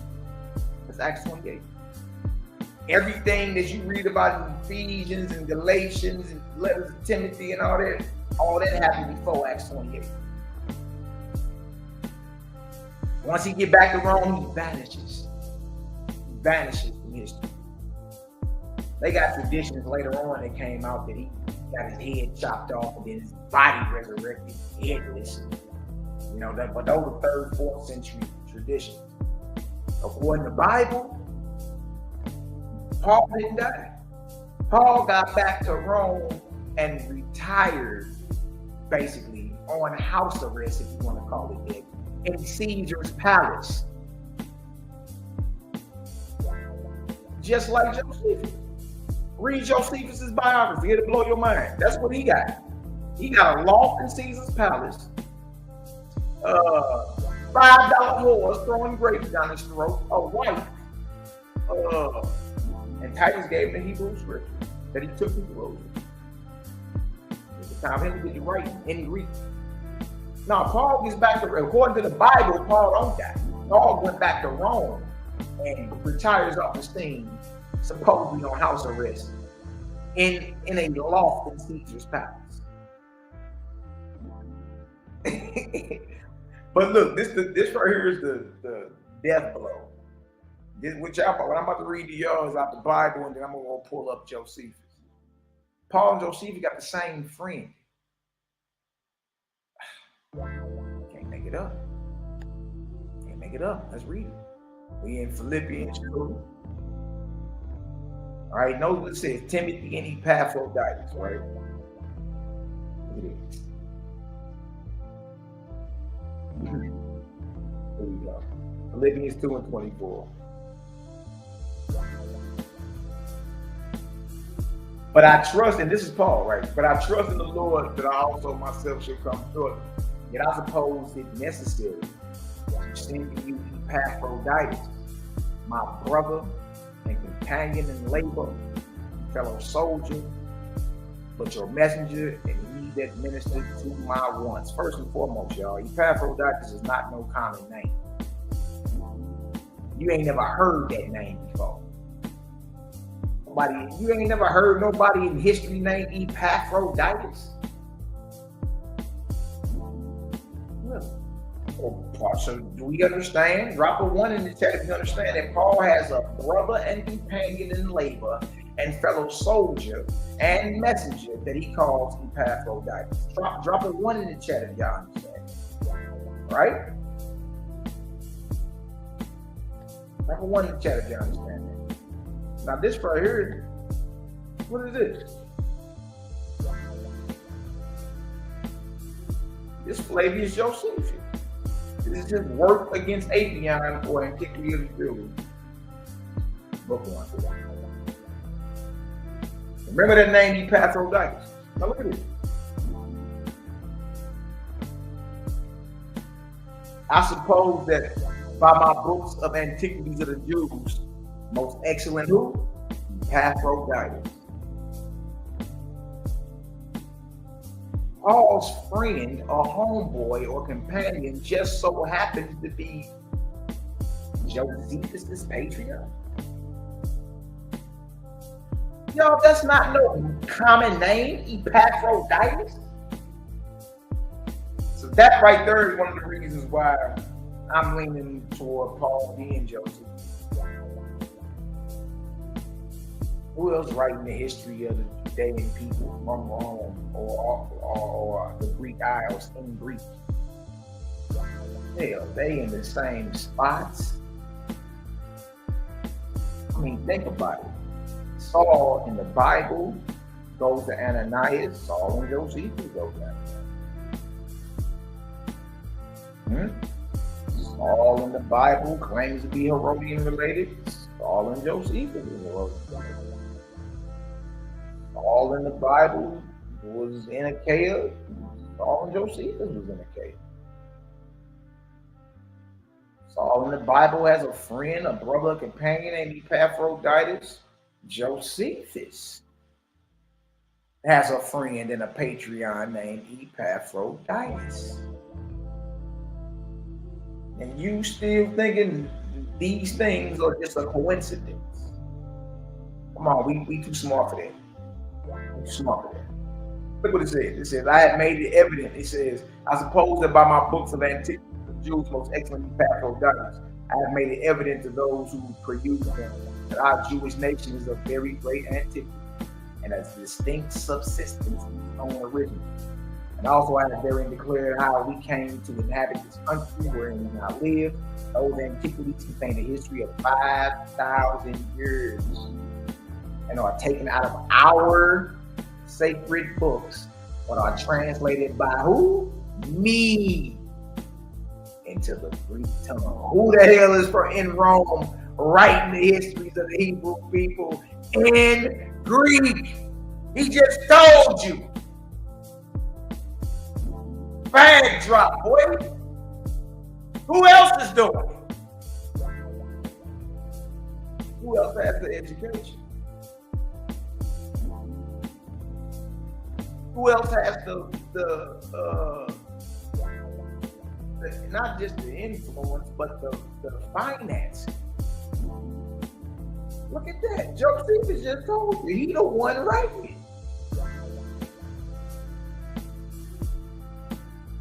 So that means he has the education on how to compose the history of the Judean people into Greek. So that's exactly what the Gospel in the New Testament is supposed to be correct. How the hell he got the same characters in the New Testament all written in Greek? Knowing the same people, related to the same people, in the same places, and damn, Epaphroditus is your homeboy. If you see what I've been trying to tell y'all for a long time, it's Josephus writing it. Josephus is the one translating it from Hebrew into Greek, him and his literary team. Who the hell else would have the history when the dust settles? The entire gospel in the New Testament come out in the same language, from the same place. No, Malaki. And look, man, I know. You know that saying about, don't shoot the messenger and all that. That's not true. The messenger is the one that get popped. You know what I mean? That ain't true. That boy connected, man. They connected so much, he connected all the way up to Caesar's household. You playing? Right back to Philippians. Look at this. This man connected, bro. It's Paul again. Saul. Look what he said. He says, salute every saint in Christ Jesus, the brethren which are with me greet you. All the saints salute you, chiefly they that are who? Caesar's household. Y'all, so you can't say that the Roman government ain't responsible or in on the literature. The man who got over half the New Testament, not only is a Roman citizenship, he's connected all the way up to the household of Caesar. Epaphroditus ain't just Paul's homeboy and Josephus' patriarch and friend. Epaphroditus is also Caesar's secretary. Come on, man. Somebody got to do it. Eventually, you got to call a spade a spade. This man connected all the way up to the top. He's connected to Caesar. Dang. Dang. Dang. That boy say, he say, and are taken out of our sacred book, but are translated by me into the Greek tongue. Enjoy your boy Joseph. He's your boy Joseph. Dang.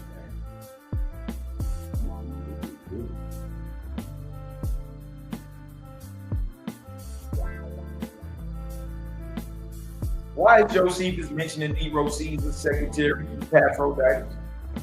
Why is it that Saul and Epaphroditus are longtime friends?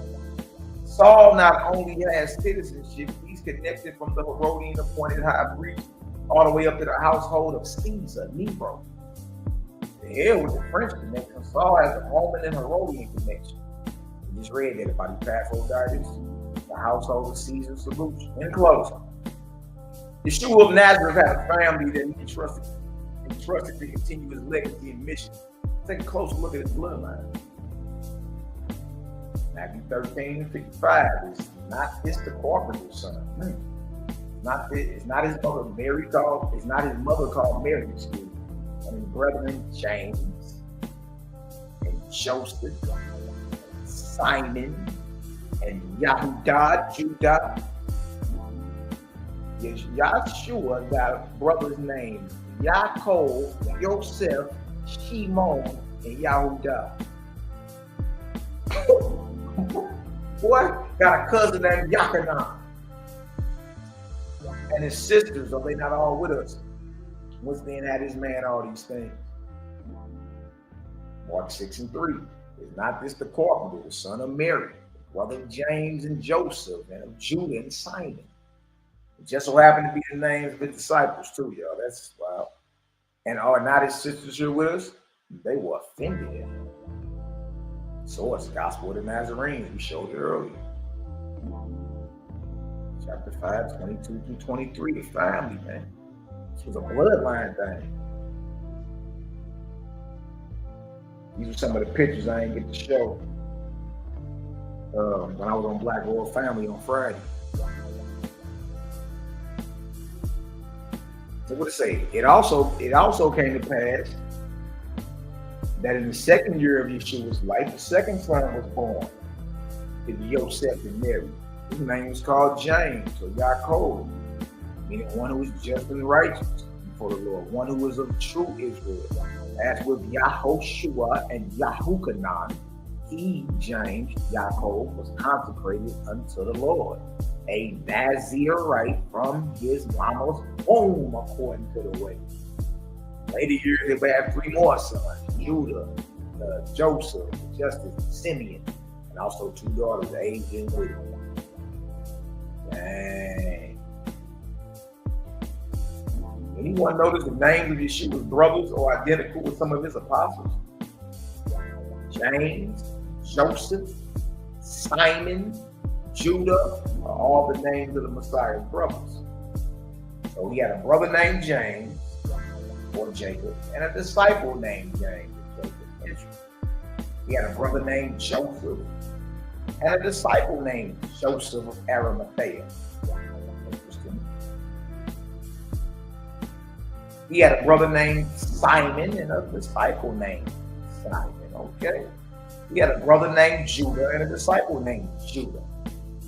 Is this a coincidence, or are we to believe that some of his apostles were his actual brothers?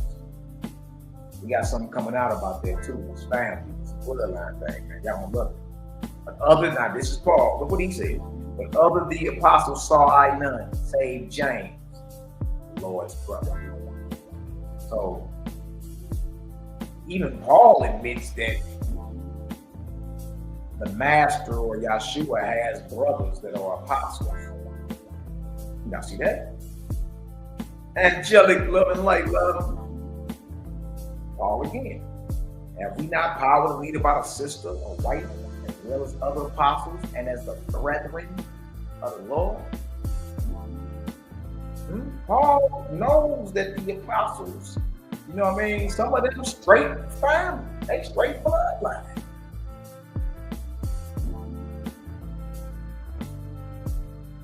Nice, man. Source. The first Christian bishops of Jerusalem. James, kinsman of Jesus Christ. Simeon Bar, kinsman of Jesus Christ. Them his brothers. And once Jerusalem fell, it's wide open, man. Them his brothers, though. See that?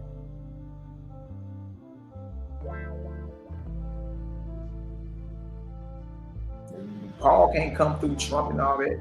Trump and none of that. You know what I mean? That's a chronological New Testament. I also want to show this too, though. If y'all getting some understanding up in this deal, man. Hey, look, man, y'all go ahead and spin that vortex for your little brother, man. It's your brother and my brother. Then I'm gonna go ahead and let this music play. I got this other chart I'm about to bring up too. Got a couple people in the back chat we gonna bring up. Let's work!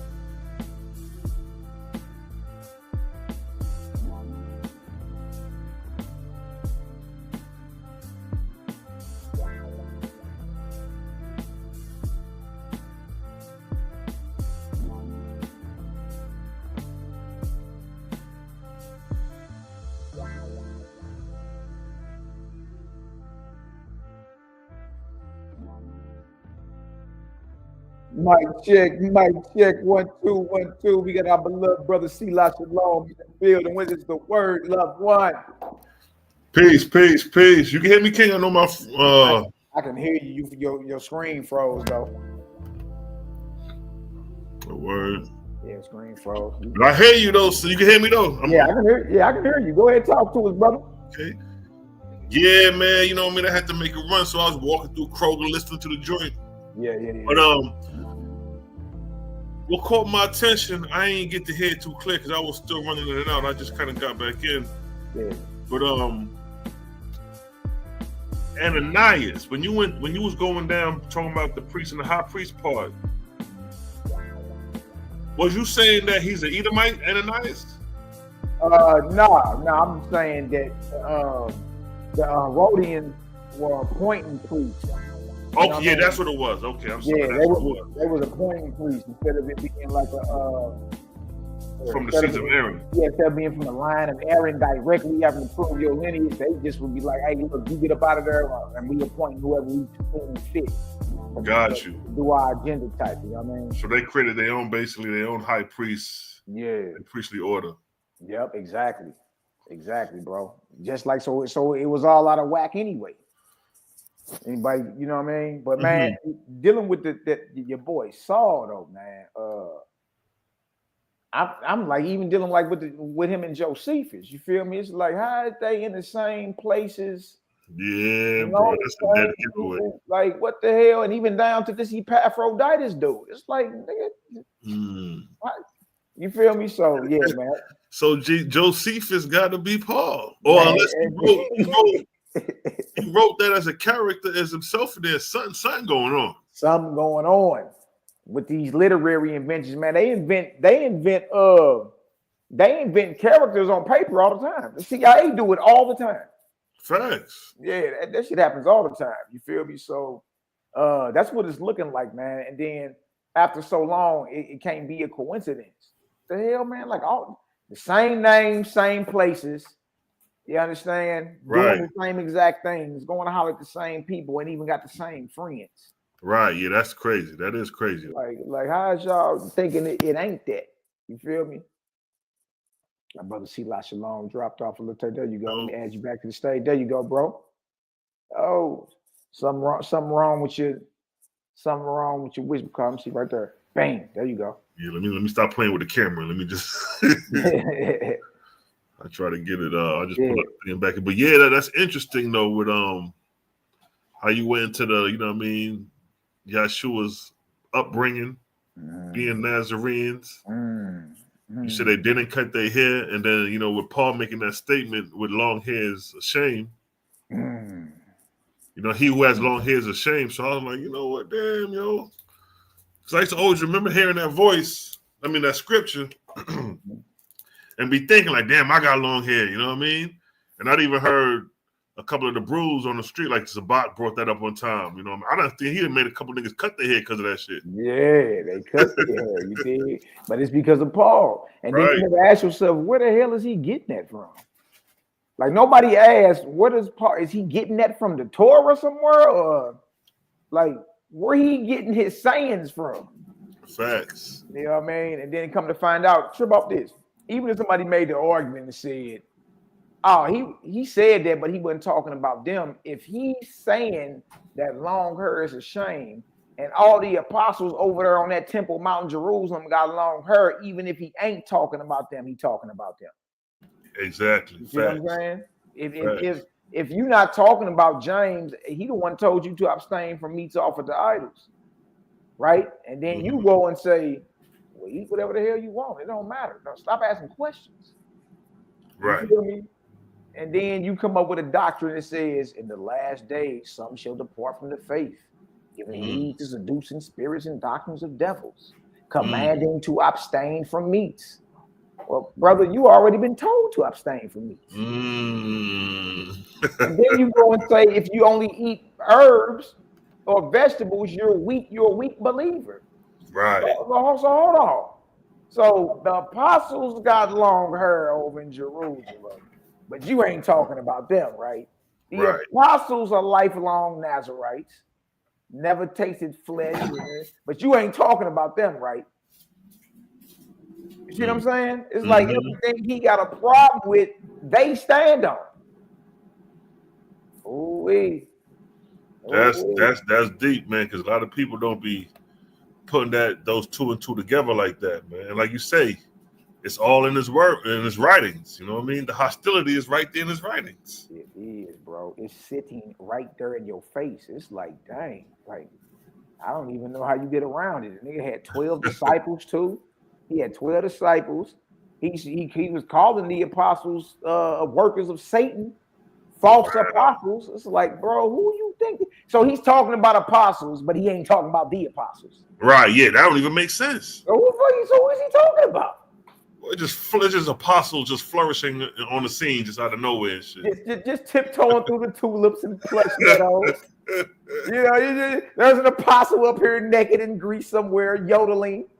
You know what I mean? In green pastures. Like, come on, bro. Like, hey, but one thing did catch my attention when you first came on, and the clip you was playing, and it said Peter and Paul came to blows. Yeah. Them niggas got the fight, son. Man, he taking it from Galatians.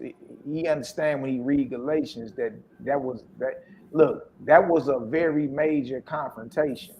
They don't say that they was, you know what I mean, banging or nothing like that, but it could have been that based off how sharp the contention was. Like, the contention was sharp. And that's what I'm saying. It's like they didn't rock with Paul like that. Especially once they realized what he out there talking about. Nah, bro, you gotta go. You tripping.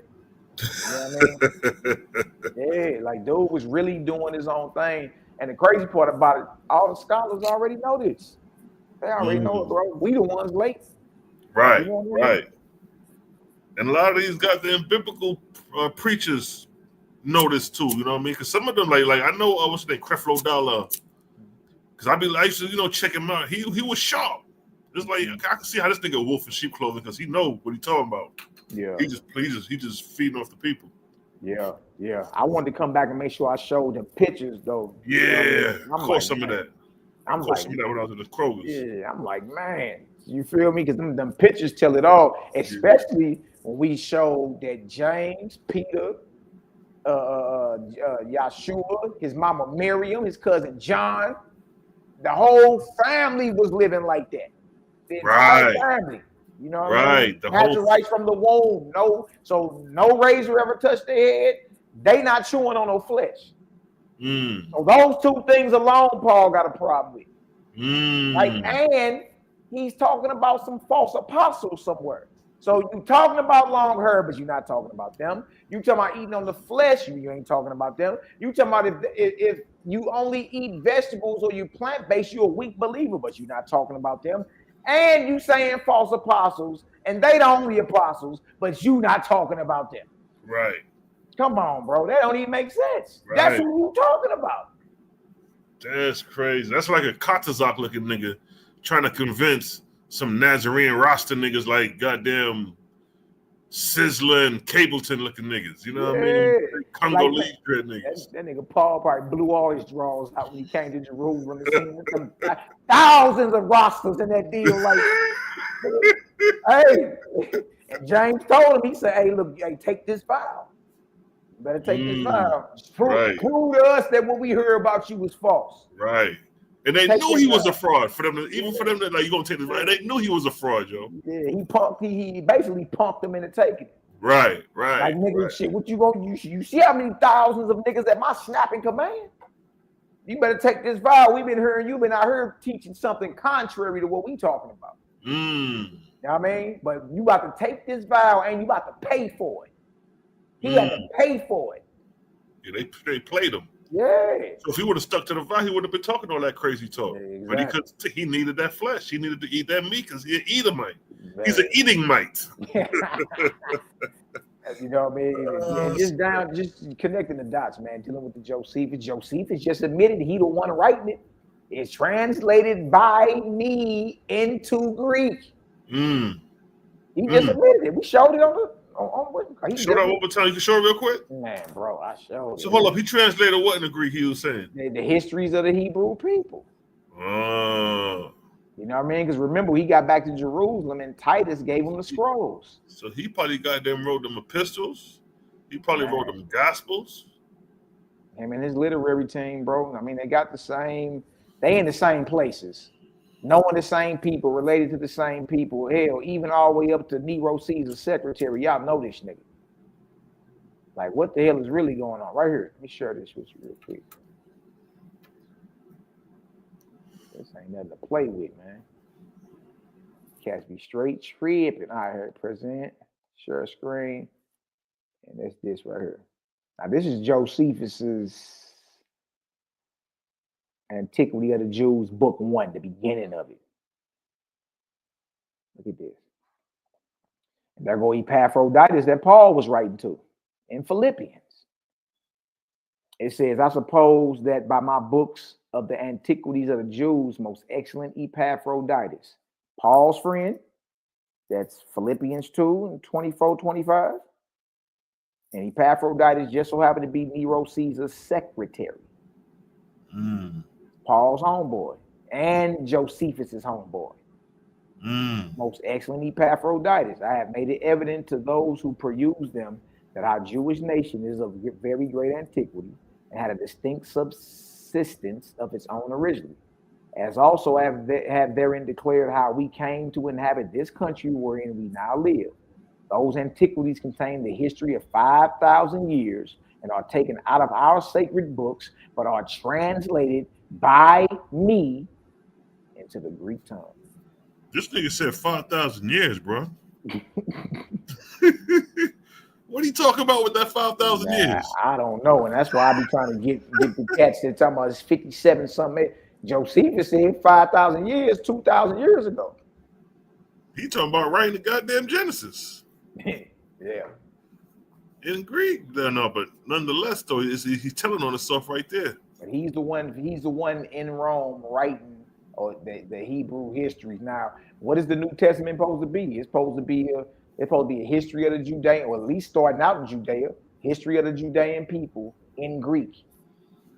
And he's in Rome writing this. With the scrolls. Yes.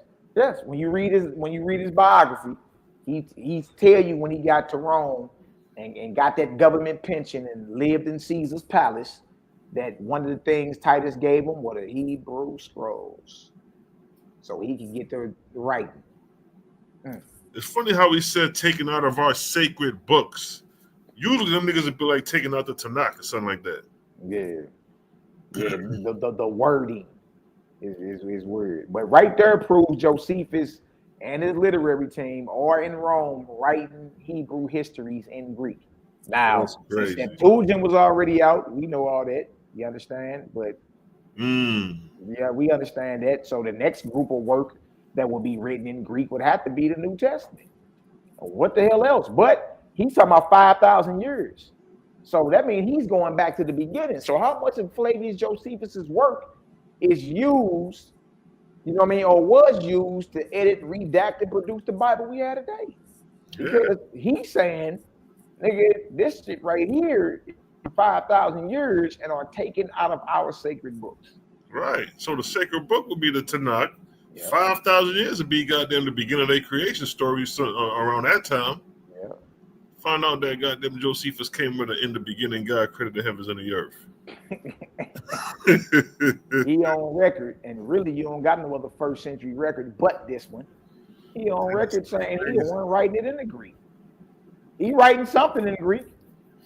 You dig? And then you wonder why when you read Antiquity of the Jews, it take you all the way back to Adam and Eve and all that. It reads just like the Bible. Oh, you do take it back then in the writing. Yeah, it may be a few extra minute detailed differences and all that, but Josephus talk about everything from Adam and Eve all the way up to the fall of Jerusalem. He talk about the flood of Noah and all that? He talk about all of it, bro. And his Antiquity of the Jews that he wrote in the mid-90s. Damn, yo. So this is interesting right here, yo. Yeah, Immortal Technique said something a while back, man, that caught my ear. He said Josephus is the ghostwriter of the whole Bible. I say, dang it. You know what I mean? And Immortal Technique is an underground, one of the coldest underground rappers ain't nobody ever heard of for the most part. Son Cold.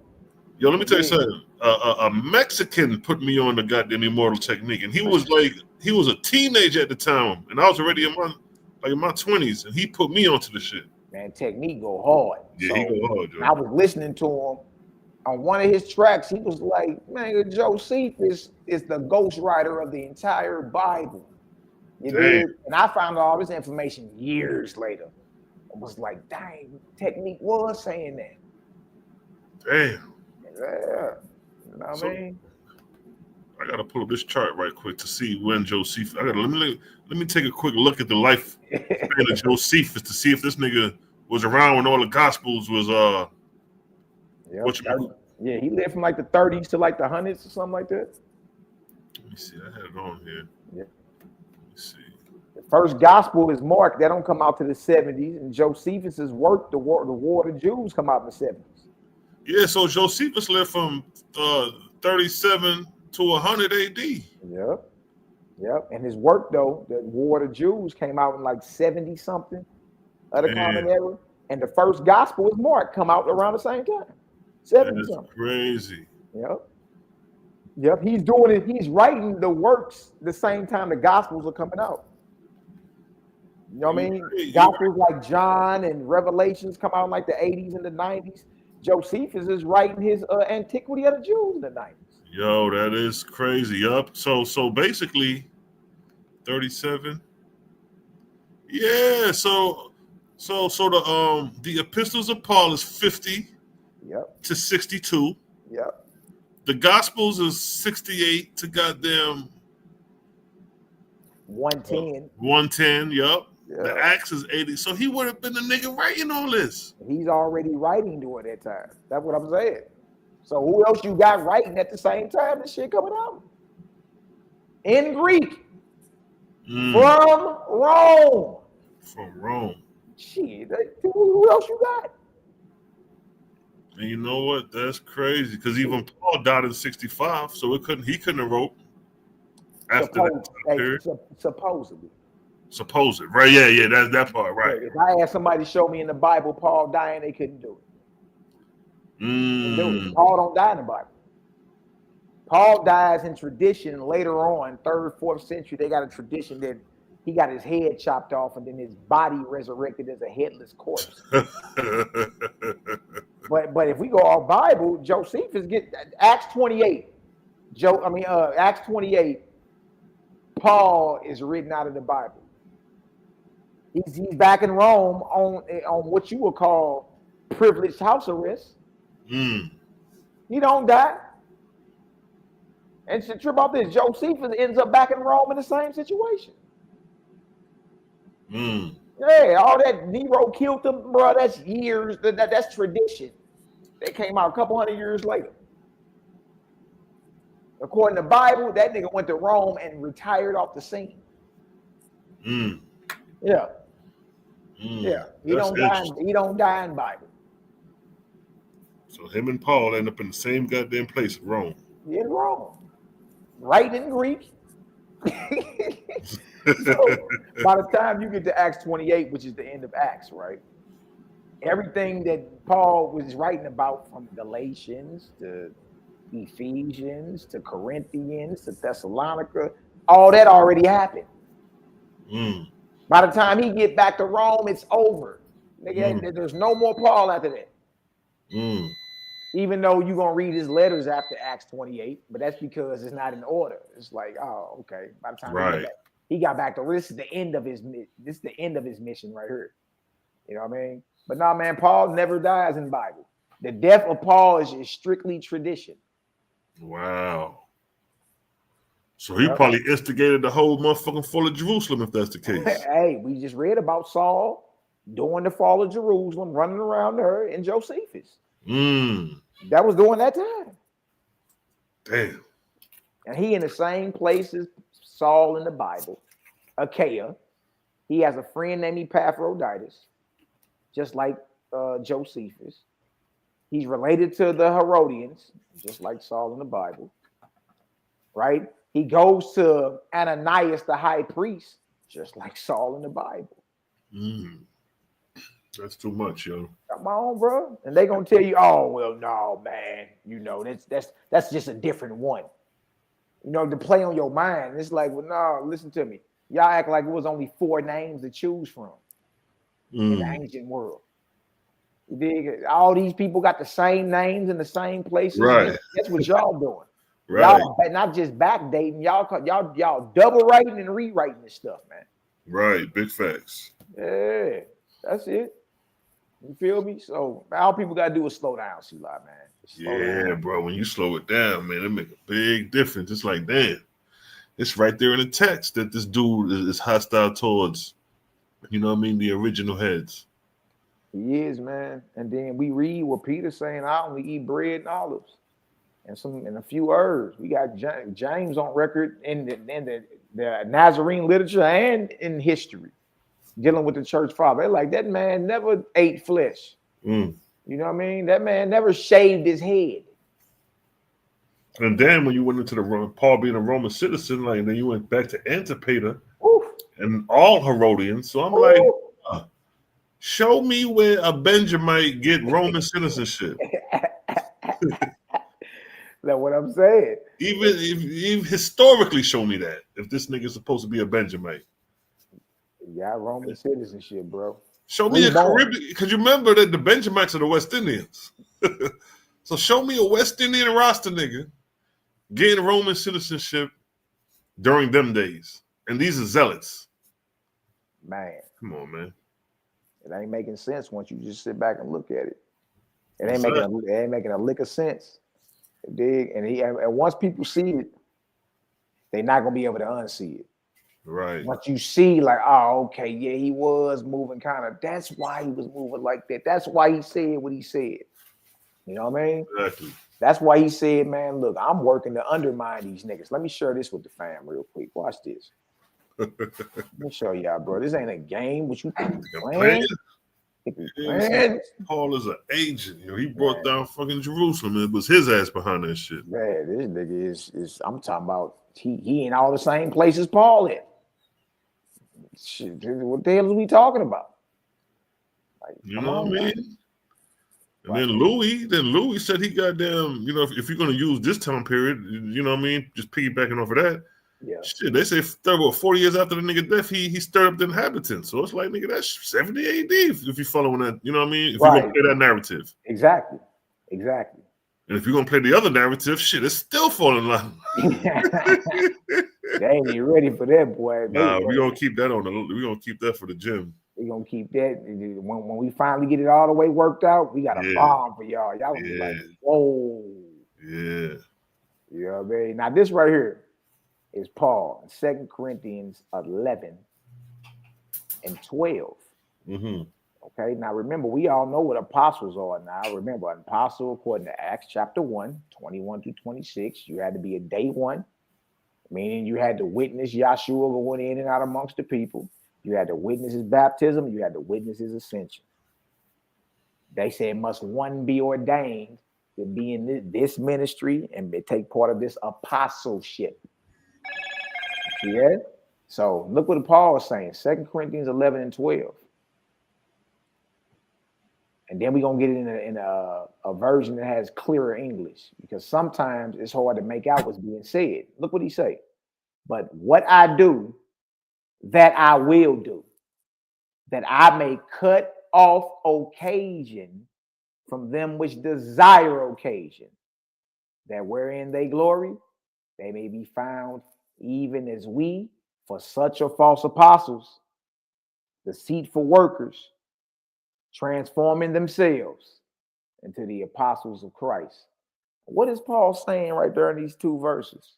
But what I do, that I will do, that I may cut off occasion from them which desire occasion.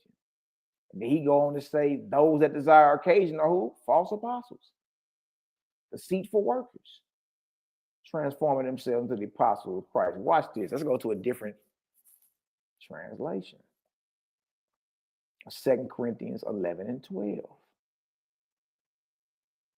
Still think he ain't talking about these so-called apostles. And man, I try to tell you, man, like, dude ain't, it's something wrong with dude. And then once you peep that and then start, okay. We can read a couple of them. We can go to the NLT right here. It says, but I will continue doing what I have always done. This will undercut those who are looking for an opportunity to boast that their work is just like ours. Dang. Hold on. What do you say? And I will keep on doing what I am doing in order to cut the ground from under those who want an opportunity to be considered equal with us in the things they boast about. So is Paul admitting that he's working to take down the apostles? He's working. You dig? That's his aim. Paul said, I'm in it to win it. I ain't in this to be cool. Look at this. Let's do the ESV. And what I am doing, I will continue to do in order to undermine the claim of those who would claim that in their boasted mission, they work on the same terms as we do. Now, remember, the mission is just spreading the news that Yahshua gave. So who else is doing it? Who are you talking about? in ASB. But what I am doing, I will also continue to do so that I may eliminate the opportunity from those who want an opportunity to be regarded just as we are in the matter about which they are boasting. Paul ain't look, he ain't working to be cool. You know what I mean? He ain't in it to be cool with nobody. He like, I'm past that.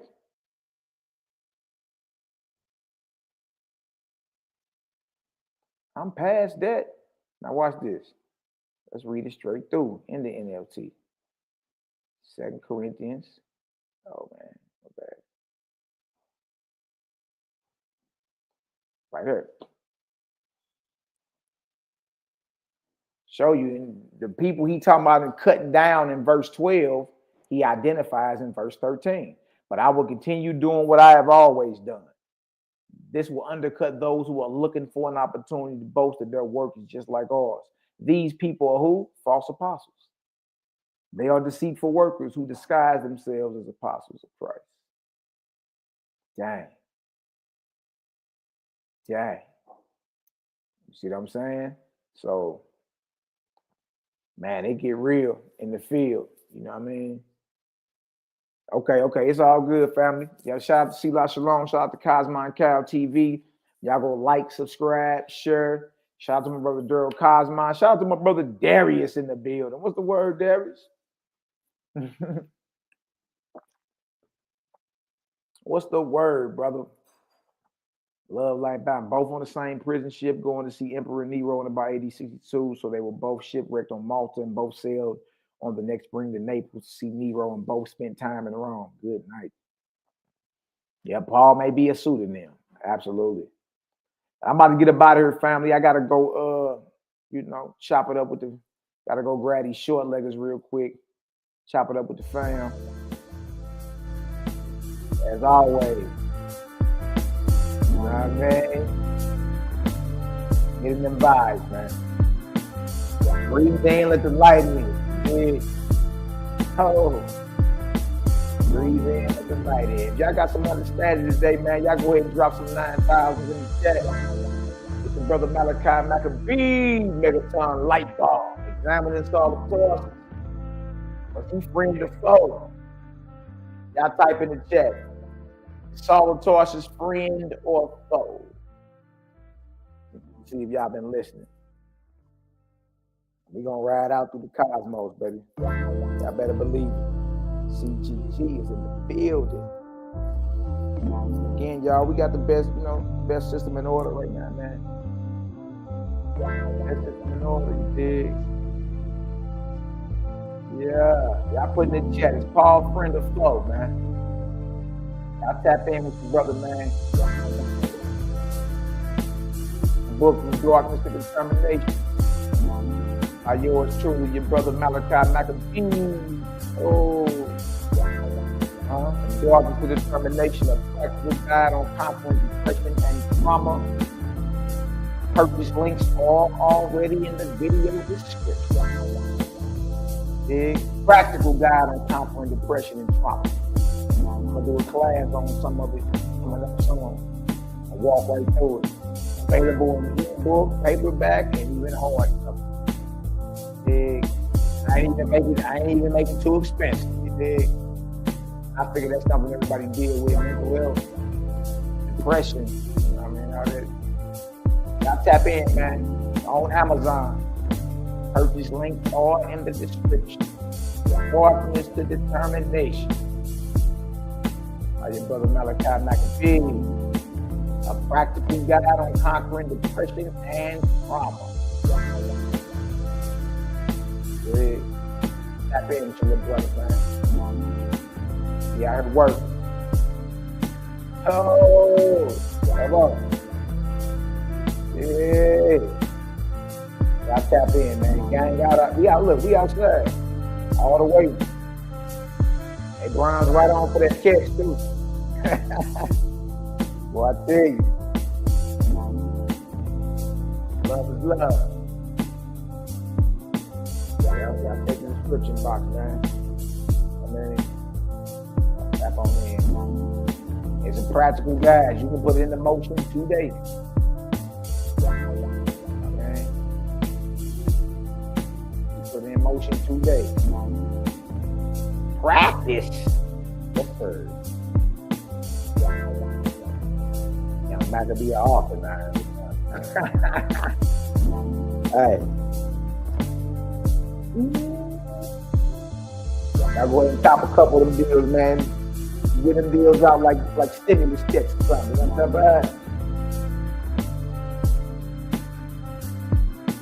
talking about? All praise to the Creator, man.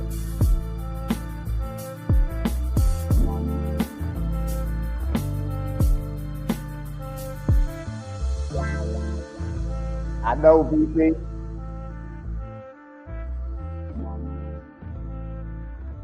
That be hard, ain't it? That be hard. I ain't go for it.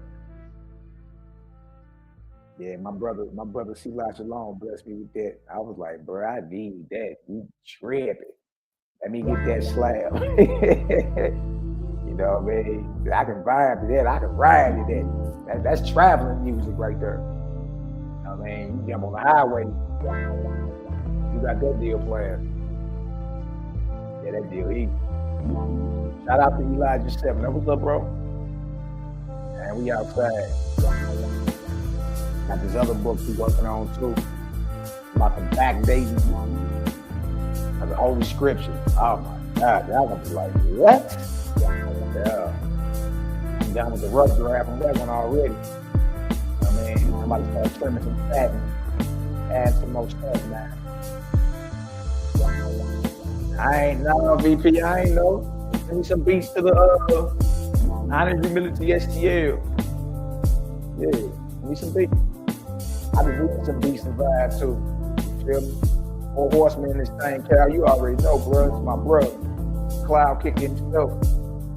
Cloud's my Cal. Y'all gonna like something, I'm sure. I'm telling y'all, don't get caught out of it, man. All the gods are falling. We all falling. Yeah. You know what I mean?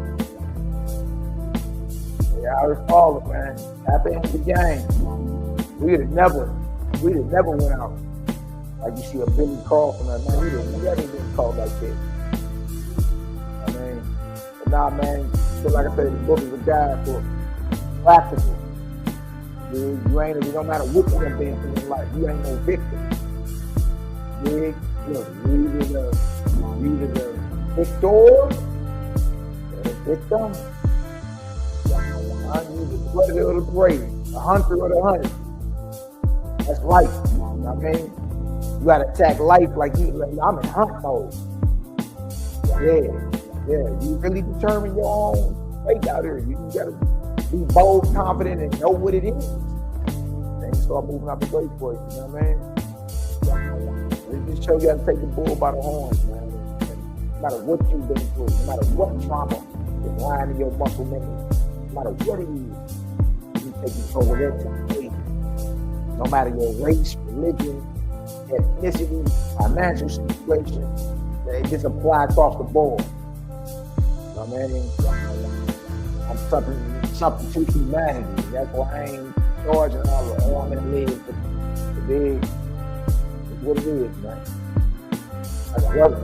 Be better. Let's get better. Yeah. Let's move out to these cosmos, man. There's so much more to witness, so much more to be about. Yeah. Let's fly high. It's time to elevate above all this. Move past that darkness in your life. You know what I mean? Got you bound. Move past that resentment. Move past it and rise above it. Declare it bound. You know what I mean? Motionless, powerless, and fruitless. I don't accept you in my life. That's all you gotta be. Show life. You know what I mean? So it is what it is, family. Love, light, and balance to the fam. Y'all know that. Once again, it's your little brother, Malaki Macabee, megaton light bomb. Yeah. Next time, we're gonna ride out. Oh. Don't hurt nobody, guys. Let it ride one more time, too. That's the back. Oh. Come on. Up there, you already know. Keep it coming. I had a homie out here like that. Hey, for real. Hey, Bronze, man, that was a woo. I said, that's my brother right there, boy. I like the way you hollered at me, too. You hollered at me you pulled me aside, basically. Like, hey, did you know? I'm like, no. I hurried up with you. I'm like, and then I was pissed. Man, we gotta go ahead and take it right. Man, so, y'all, appreciate you. Appreciate you. I might be singing you song too.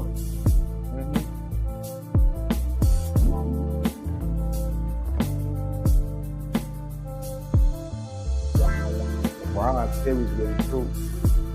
DP man make beats. Ron make the beats. Couple brothers, FGK Paul. Couple brothers get out. What little bro at? Young Prince, beautiful. I ain't seen him in a minute, man. Y'all send that brother my love when y'all talk to him. I ain't seen the God in a minute. I heard he got his family back or moved on and got him something hot. I'm happy for him. Your brother. Riding out. Ride out to the cosmos, ocean line, fire shit. Everything. He rides above the darkness. Go past it. He ain't going nowhere. Darkness ain't going nowhere. You gotta know how to deal with it when you amongst it. You know how to navigate. Other than that, you can't even attain to the Godhead. Everything you always should have sweet for you. I mean, got to do your light work. You got to do the spirit of light work on the joker. You have all that shadow work. Nah, you put some light on somebody. You know what I mean? And the angel of light chase away them and disperse that darkness. Turn the light up around those big. So that's how you get everybody's attention. Turn the light up. Oh, that's a problem with darkness, man. I mean, there ain't gonna be no victim either. You see the war coming, shit, bind it. Render it powerless. You dig? Till the next time, fam. Love is love. All praise to the ever-present Creator, the creator of suns, moons, and stars.